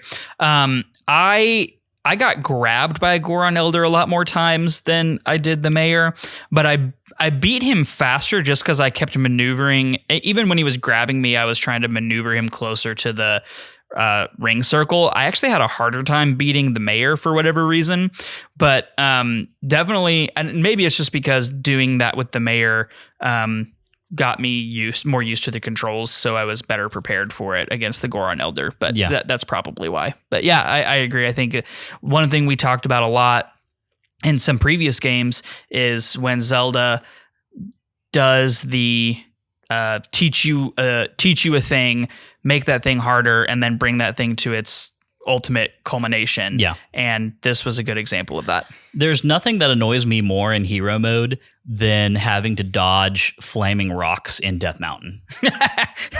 Yeah, that was not super fun. Although the hot spring being there was really nice, just hopping in and just whop. It was. Whop. Yeah. There are also a fair number of times before you actually get the bow later in the dungeon where you're up against like a small army of bokoblin archers that you can do nothing about, which... Yeah. You just hold your shield up and try to get close to them, and even then, one hits you from the side, and you're like, well, there goes half a heart. Great. Yeah, exactly. How do you feel about the Gorons and their portrayal in Twilight Princess? I like them a lot. I think they did really good. They look big and imposing, and they look like dudes who would be at a Japanese bathhouse who I wouldn't want to mess with. Yeah, and I think they did them a solid in Twilight Princess for sure. I totally agree. I could have done without their rock nipples. Yeah, the rock nipples were a little off-putting. It felt like the Batsuit nipples. It felt like Clooney. They went a little too Clooney with that one. They Schumachered it. Yeah, it's. Oh man. Okay. Again, we do this for us, Lyndon. We do. We really do. So, okay, this brings us basically up to the starting point of the dungeon. Do we have anything else that we want to say about everything preceding that before we get into it? I don't really understand the Gorons cutting off the people of Kakariko Village just because the Goron patriarch has gone nutso. Like, I didn't follow that logic at all. Like, I don't know. Did you follow that? It didn't make any sense to me. Outside of a reason for keeping you out of that area before you're supposed to be there, no, I didn't really understand it. Okay, glad it wasn't just me. Cool. Also, really glad that the Goron at the hot springs sells milk. I don't think I want to know where he got the milk.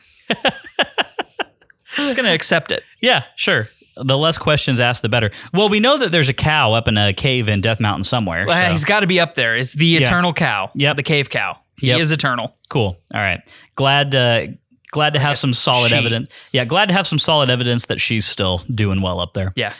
All right, well, let's go ahead and get into part 3, which is the dungeon map, where we talk about this week's dungeon from mechanics to music and more. This week's dungeon is the Goron Mines. Matt, do you want to give us the rundown on the overall layout and feel of this dungeon? Yeah. Hold on 1 second. Let me pull it up on ZeldaDungeon.net. Past all that. Goron Mines. So the Goron Mines are your kind of, it starts out as your classic fire temples, a cave filled with lava and some fire jets that are, I assume, are part of the mining equipment that the Gorons have that is probably broken in some way, shape, or form. But the main mechanic of this dungeon is utilizing magnetic, I think it's magnesite, actually. Magnesite deposits in the ceilings and in the walls in conjunction with your iron boots to move around in a 3-dimensional space on the ceiling and on the walls in places that you would otherwise be unable to access without that ability. So you do a lot of that, turning on switches for various mining equipment to move you around by sucking you up onto the movable platform to allow you access to other places. There's like a lot of trash mobs in this dungeon, and some new enemies in the form of the fire slugs, who are pushovers, and the dodongos. So some new old enemies, actually. We actually catch up with Twilight Princess versions of a lot of Ocarina of Time enemies in this dungeon. We meet the fire slugs and dodongos, and the Tektites. Yes, Tektites do make their first appearance here, don't they? And Beamos. Yes, Beamos. I thought it was weird that the Beamos were in the fire temple. Well, they were in Dodongo's cavern in Ocarina of Time. Oh, you're right, they were. You had to bomb them. Yep. In this game, you shoot them with an arrow. Yep. Yeah. So, Beamos, Fire Slug, Dodongos, lots of cool new things. Heavy utilization of the iron boots in a very, very unique way. I can't think of another game that you utilize the iron boots outside of the water temple or water area. So getting to utilize those for a movement mechanic was really cool. I actually think that's one of the cooler designed temple gimmicks that I can think off the top of my head. Yeah, I like it. In this dungeon, you fight a lot of trash mobs, and you get the bow. You get the hero's bow, which is specifically referenced to be the bow of Ocarina of Time Link.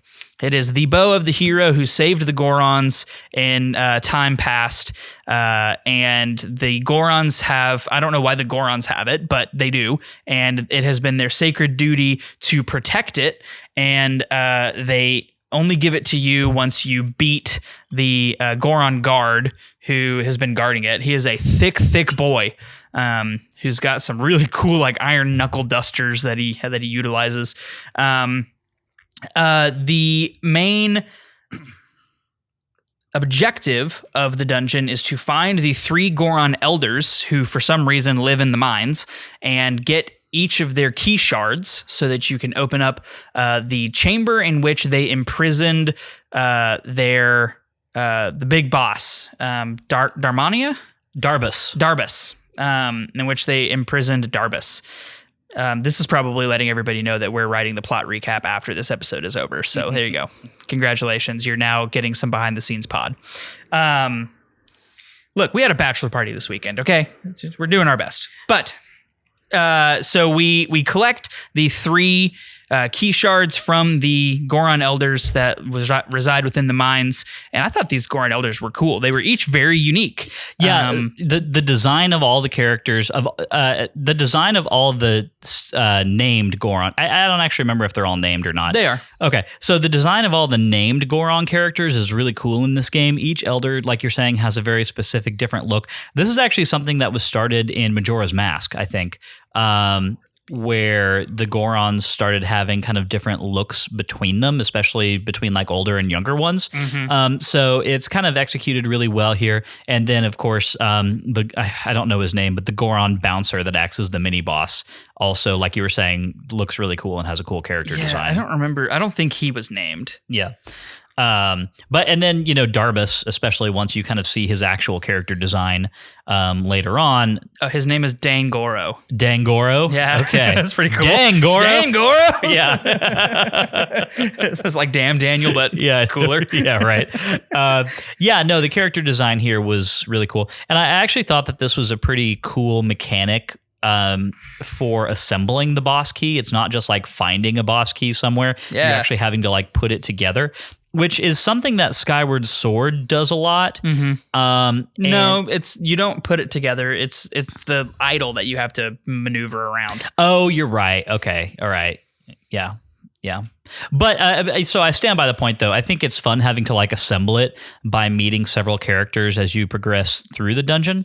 Yeah. So the layout of this dungeon is very interesting to me. In my mind, it was much more hub based than it actually is. Yeah, it's really not a hub at all. It's actually kind of a circle where you're going room to room and connecting them all together. Also, for being a fire dungeon, there was a lot of water. And not nearly as much fire as I thought there was going to be. Yeah. There's just a couple rooms that are lava filled, but I think there are an equal number of rooms that are water filled. So I thought that was interesting. It does make it feel more like a mine than a fire temple. Yeah. So one thing we talked about sometimes is we love it when dungeons feel like what they're supposed to be. Like the Spirit Temple feels like an ancient ritual spot of dark magic. The Shadow Temple feels like the tortured dungeon / netherworld of Hyrule. Yeah.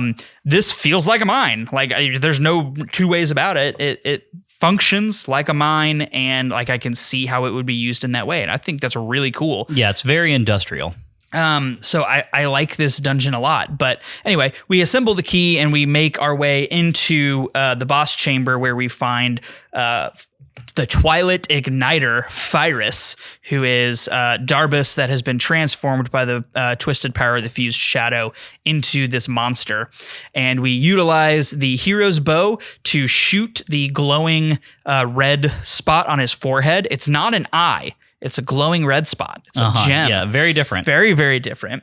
So you shoot the gem on his forehead, which causes him to rampage around, and you have to utilize your iron boots on the magnesite deposits in the floor and grab a chain that is wrapped around his ankle and pull him down so that he falls, extinguishing his flame, and then going and smacking that gem 3 times, as always. As always. As always, 3 times, rinse and repeat, to separate the fused shadow from Darbus and free him from its influence. Yeah. We'll get back to the boss here in just a second. I want to talk a little bit more about the main puzzle mechanics of this dungeon, because I really think it's so interesting that the item that we're mainly using to get through the Goron mines is something that we bring into the temple, and not necessarily the bow. Like the bow does have some things that we need to do, right? Which is like knocking down doorways that are held up by rope, right? Yeah. And it is very useful for dealing with the Beamos, but the iron boots are really the main item of this dungeon. And to me, this is kind of a double-edged sword because I really like the iron boots. I think that it's very interesting the way that they're used here, like you were saying earlier, Matt. It's nice because in some rooms, the whole mechanic of like having to traverse the ceiling by hanging upside down from it with your iron boots, it basically gives you twice the room in one room, right? Yeah, absolutely. It's a really cool concept and mechanic that I think was executed on very well. My only qualm with it is how slow you move with the iron boots. That kind of sucks. Say, yeah. Like you're just moving so slowly. Yeah, you're spending a lot of time in this dungeon just like moseying, like snailing along in the iron boots. And it's tough because I understand that you need to sell a fiction with these things, right? You need to not be able to move normal speed in the iron boots. Otherwise, why would you ever have them not on? You know? Yeah. But at the same time, I feel like we could have bumped it up just a little bit because it's a little annoying. Yeah. Look, I get it from a, like, you're walking in boots that are made of iron and are insanely heavy, but also, yeah, not my favorite. Yeah. How do you feel about this game's bow? I mean, we've had like a wide range of bow mechanics and lethalities in Zelda games, with I think Ocarina of Time, Majora's Mask continuing to occupy the top spot for all time, right? Yeah, well, those bows were Barrett 50 cal sniper rifles. So Yeah. this bow feels really good though. It's very strong. You one-shot bokoblins with it, which is really cool. Yeah. So that tells you that it does triple the damage of the Ordon sword. I think so, yeah. So it's doing a ton of damage. It's fairly easy to aim even without a reticle, which Skyward Sword benefited from a reticle. So it's easy to aim just by, wherever the tip of the arrow is pointing, that's where the arrow is going to go. Yeah. I think it does have a fall off distance at some point, but that's never apparent in this dungeon because most of what you're shooting is close enough that it's just a straight line. It also, the arrow moves fast. So it feels, at least at these ranges that we were using it feels a lot like the Ocarina of Time bow. Yeah. It's powerful. It's a straight shot. It, at least right now that I know of, doesn't have range drop off. It's powerful and it looks really cool. It does. The look model really cool. is really cool. Yeah. It looks. I mean, it looks basically exactly like the Traveler's Bow from Breath of the Wild, Twilight Princess. Yeah, but a little bit. I think it's a little bit beefier, especially the curves around the handle. Yeah, they look a little stouter. But I don't mean it to sound like a disparagement. Like I think that this is probably the most classic of Zelda looking bows. Yeah, it doesn't look like the sacred bow in Skyward Sword, which I actually my favorite model of the Skyward Sword bow is the metal reinforced bow, which looks like this if you just put metal plates on the things around the handle. Yeah. And I love that style of bow. I think it looks really cool. So I really like this bow a lot. Yeah. So the mini boss fight with Goron. Dangoro. Yeah, my bad. So it's a weird thing. In my mind, I was totally conflating this fight with the boss fight. For some reason, I had it in my head that the Pyrus fight had you on like a tipping platform as well. Really? Yeah. The Pyrus fight, I think, other than the Arbiter's Ground fight, this is the fight that I remembered the most, and the final boss fight. Okay, I remembered this fight the most out of any of the other ones. Like, I was very, very memorable to me. How'd you feel about the Dangoro fight? I like the Dangoro fight. It was fun. It actually took me a minute to get the timing, like figure out what I needed to do to damage him. Yeah. Because I was trying to do what you had to do against the Gorons leading up to Death Mountain, which was block with your shield, get him staggered, and then hit him. So I tried to do that, and he goes right through your shield. So that obviously didn't work. So then I'm trying to like get him close to the edge and maybe tip him off, and that only succeeded in getting me tipped off. And then I realized a little bit later, I was like, oh, he's got a really long wind up, and he's got that kind of pouchy belly like I have. So what if I were to poke that belly with my sword? Yeah.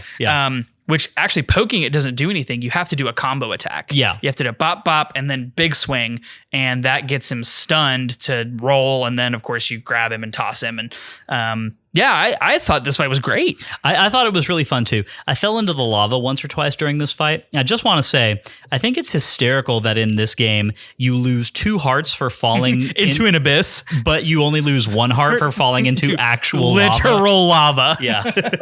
Yeah. That seems a bit backwards. Make it make sense. Yeah. No, I didn't fall into the lava at all in this fight, actually, which was shocking. I almost did a couple times, but I always grabbed onto the edge and climbed back up. So the only damage I took was from when I was trying to block him originally. And I think it only did like half a heart because it just like went through my block instead of like totally conking me in the face. So, I think that was good for me anyway. Yeah. Great fight. Really good. Yeah. No notes. Yeah, I agree. Let's talk about the boss fight, which is with... the Goron character's name is Darbus. In its possessed Twilight form, the boss's name is Pyrus, which is a very cool sounding name. It's really cool. The Twilight Igniter. Yeah. I also remember that because I remember the first time I saw it, I was like, that is a dope name. Yes. Like, it's really cool. So here's the second example this week of like... of something where it's like, oh, hey, we showed you something in a trailer, and so we kind of had to have it in the actual game. It's funny, though, because when you go back and look at trailers and publicity shots from like early Twilight Princess marketing campaigns, Pyrus was actually much more of a Balrog-looking enemy. like a hooded flaming something. And the design of Fyrus changed quite a bit between that and the actual game. In the final version of the game, he definitely does just look like a darkly possessed large Goron wearing a fused shadow on his head. Yeah. The main mechanics of the fight, I think, are still pretty much the same, where it's this big flaming monster who's like flailing chains at you, right? But much less Balrog looking than in some of the early marketing. Also, he's kind of a pushover. Like, he didn't hit me at all, mostly because, I mean, look, I knew what to do going into the fight. Shoot the glowing gem and then pull him down and then smack him. So, like, that probably helped. But, like, this was not hard at all. Because the bow draws fast, it's easy to aim. You just boom, and then get behind him, pull him, and go to town. Like, and as long as you position yourself wisely, what I did was after damage phase, when he's flailing around a bit, I just ran to the exact opposite side of the arena, posted up with a arrow drawn right where I knew his head would be. And as soon as he turned around, I popped him. Like there was very little. I mean, I think this fight took me like maybe 5 minutes total. Yeah.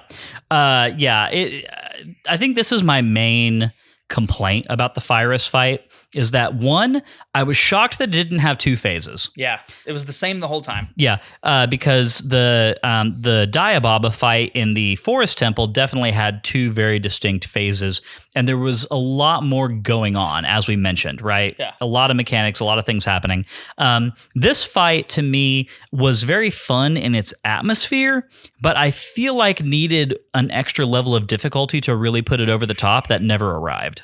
Yeah, I wanted that dude to be throwing at me or trying to whip me with chains or like breathing fire, and he literally just kind of ran at you in a straight line the whole time. Yeah. There was really nothing to it. And in a wide open arena, a wide open circular arena where it's easy to get away from him, there was not much challenge here, which is unfortunate. Yeah, I completely agree with that. So look, it's fun enough. I don't think that it's really enough to put it into anywhere in my ranking of like most fun Zelda boss fights. No, this doesn't even crack the top 25. Yeah. But it's definitely a neat way to end the temple. And it is always kind of fun when a boss is like a good character and you've kind of like freed them at the end of the boss fight. You always feel like you did a good thing. It's very Nabooru in the Spirit Temple. Yeah. It's pretty similar to that. Do we have anything else that we want to say about this dungeon before we get out of part 3? Darbus has the cleanest flat top I've ever seen. That haircut, that flat top haircut. Whew, yeah. He's got a good barber or chiseler, I would assume. Chiseler. I love that. Yeah, no, I totally agree. Look, I think that this is overall, I think that this is a fun dungeon. In a game full of very excellent dungeons, I think that it can have a hard time standing out, and it doesn't really stick in your memory the way that some of the others do. But still, there's absolutely nothing wrong with it. It was a fun overall experience, and I don't think it overstayed its welcome. Like, I did have a good time in this dungeon. There are a few more kind of trickety-trick chests in here, which I sort of appreciate, right? There's a lot of submerged chests that you have to go and find by exploring underwater with the iron boots, which is kind of nice. I wish that we could eliminate the Hylian stamp chests now that they're useless. So I know we mentioned last episode that we found some Hylian stamp chests, and we didn't know what they were for. Well, someone on our Discord was kind enough to point out that their only purpose is for the now defunct Wii U social experience. I just kind of wish we could get rid of those, because since they don't serve any purpose, I just find myself going and hunting down those chests, and when I get the Hylian stamp, I'm like, damn it, I was hoping that was a piece of art or something. Yeah, and this feels disappointing.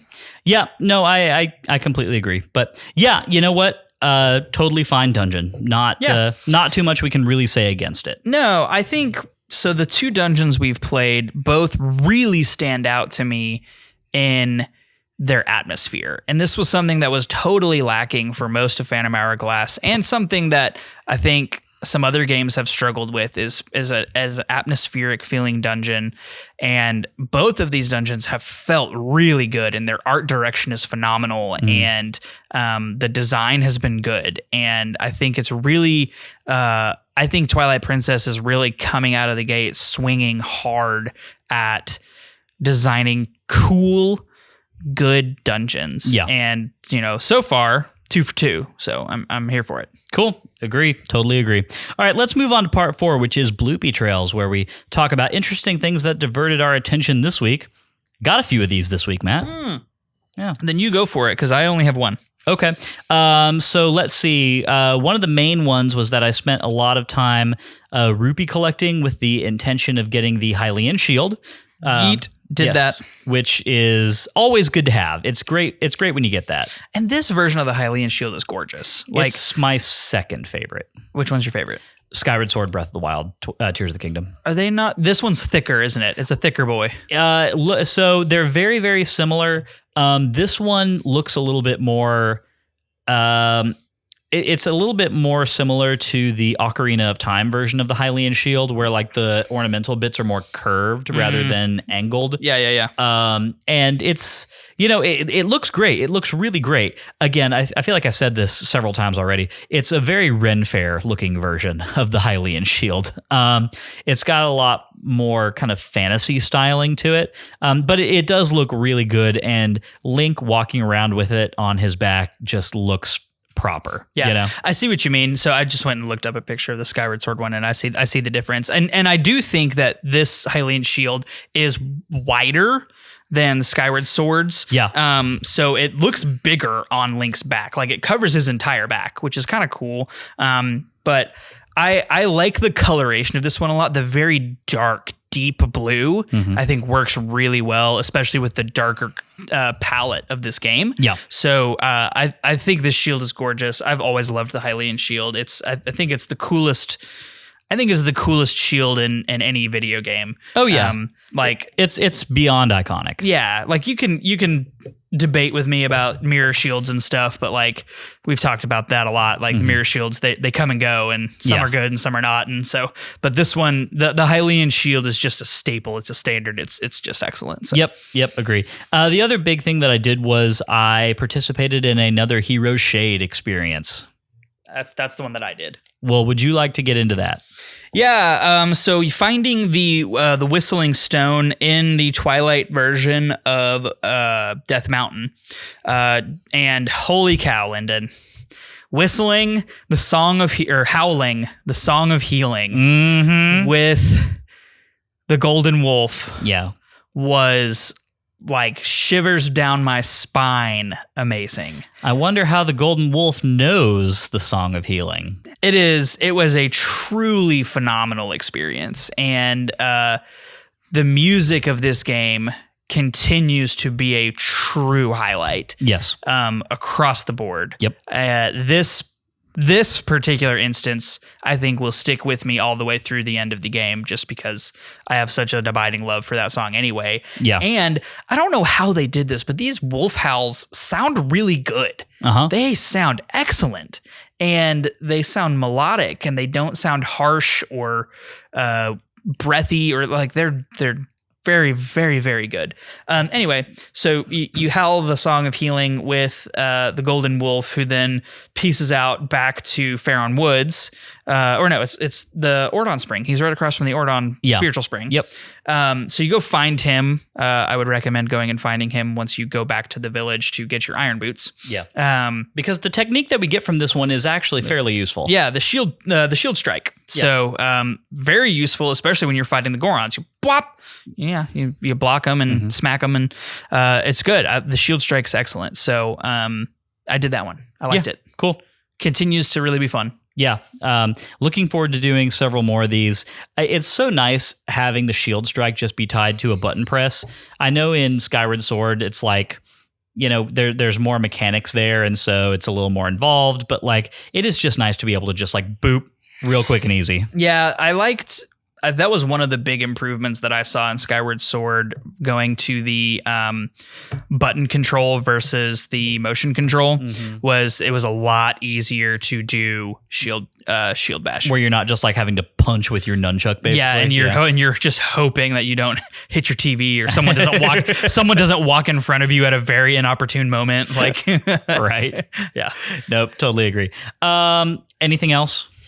No, that was all that I did. I don't know. Did you find any golden bugs? I found a golden bug, but I did find a golden bug, but until we know more of what those are, don't remember what they do for, I don't really want to talk about it. We'll figure it out. Yes, I found a golden bug. Yeah, but all right. Well, let's get into part 5, which is Z targeting. Oh wait, did you get both pieces of heart in the temple to fill out your fifth heart? Yes, okay, I have cool. 6. I have 6 hearts now.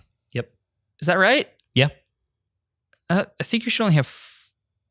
No, you're right. 6 is right. 6 is right. At the end of this game, I had 6 hearts. Yes. So, all right, let's get into part 5, which is Z targeting, where we lock onto fascinating characters or enemies that we happen to cross. We continue to have a fair amount of options in this category. And so my decision is, I don't know, it's tough. Like, I was kind of going back and forth on this a lot. Where'd you land with it, Matt? No, you go first. You made me go first last week. So for mine, I was back and forth between Mallow and Barnes. Okay. And I'm going to go with Barnes. Yeah. Just because I don't think we really interact with Barnes too much for the rest of the game. And so I feel like now's probably the time to feature him. No, dude, he sells you the bombs. Well, I know, but like he gets a lot of his big character moments here, right? Like Barnes has a lot of really fun little moments in this section of the game. You know, between his like cowardly doom-saying during the Twilight section.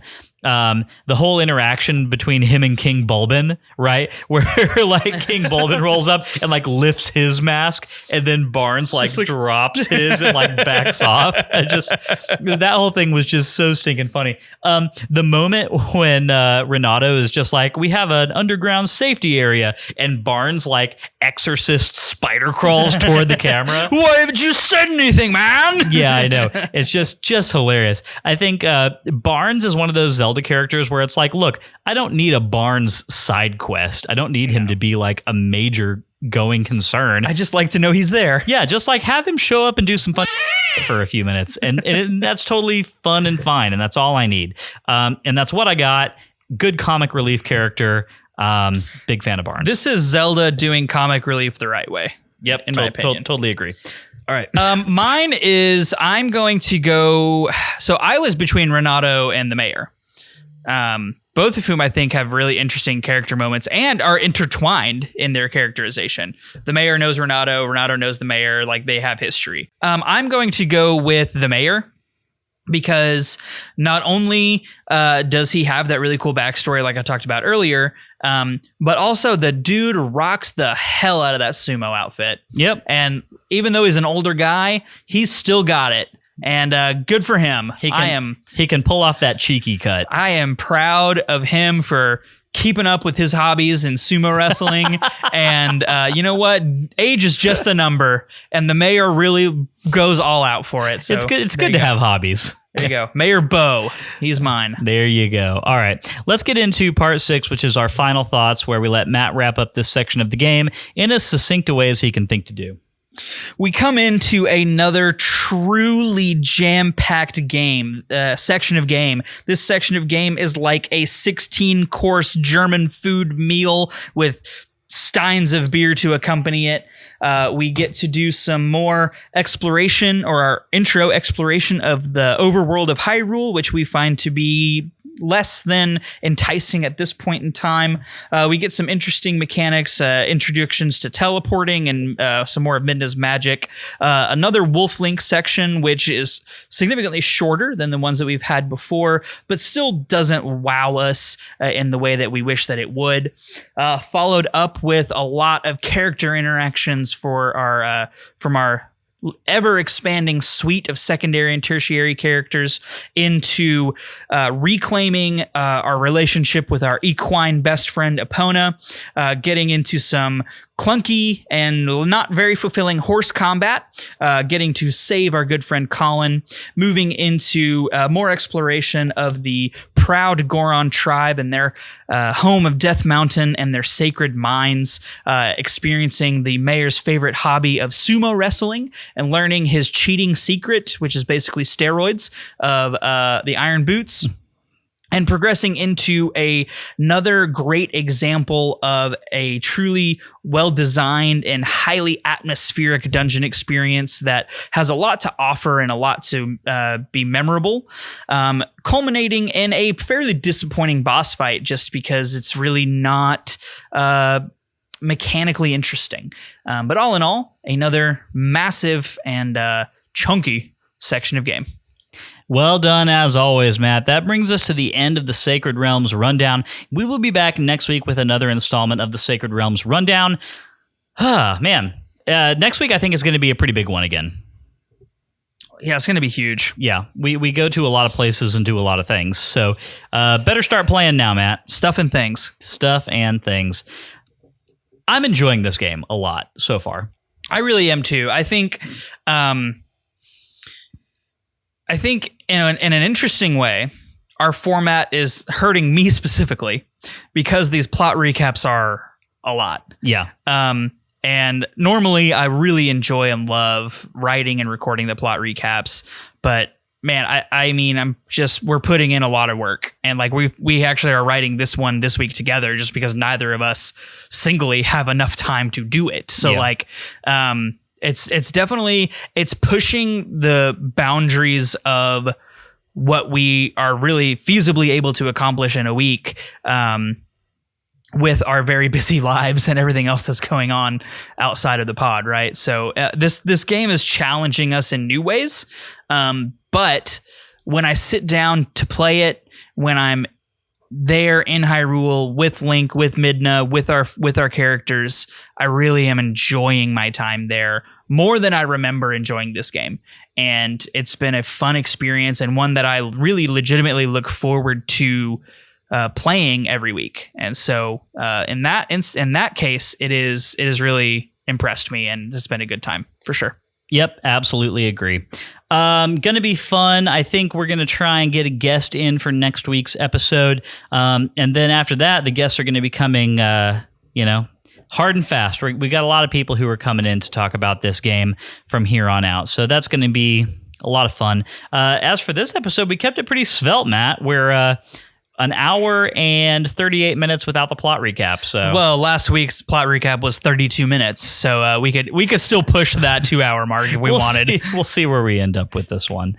But anyway, that will be a thing that we figure out in the next few days. And I just want everyone to know, I did record last week's plot recap, but the audio got messed up, so Lyndon had to re-record it, which is why we were a day late. It was an audio engineering tragedy, the likes of which has not befallen us in that way in quite a while. So yeah, it was very disappointing. I really gave it my all, and to see 34 minutes, when I recorded it was 34 minutes. Yeah. To see 34 minutes of voice work go down the drain and into the internet dumpster was very sad. We're sorry for your sacrifice, Matt, but you know what? It ended up okay, and this week you have got a chance to redeem yourself, turn it around, and have a success story. It's going to be great. Yeah, can't wait.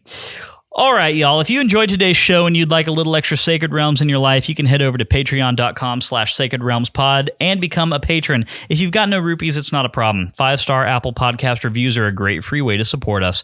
More reviews means that more people see our show, and that makes us very happy Hylians. Follow us on Twitter and Instagram at Sacred Realms Pod for updates on the podcast and for behind-the-scenes action. Sacred Realms will be back next Wednesday with our thoughts on Twilight Princess Chapter 4. We'd love for you to play along with us and to share your thoughts on our social channels. Twilight Princess can be played on the Nintendo GameCube, on the Nintendo Wii. The HD version can be played on the Nintendo Wii U, and of course the game can be emulated via a variety of means, assuming that you legally own the copy of the game that you're emulating. But in the meantime, may your hearts be full, may your arrows never miss. We'll catch y'all next time.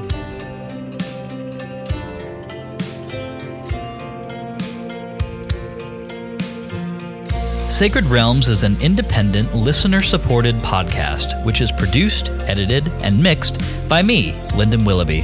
Business operations are handled by Matt Willoughby. Our music is generously provided by Darknuck and is available to listen to on Spotify.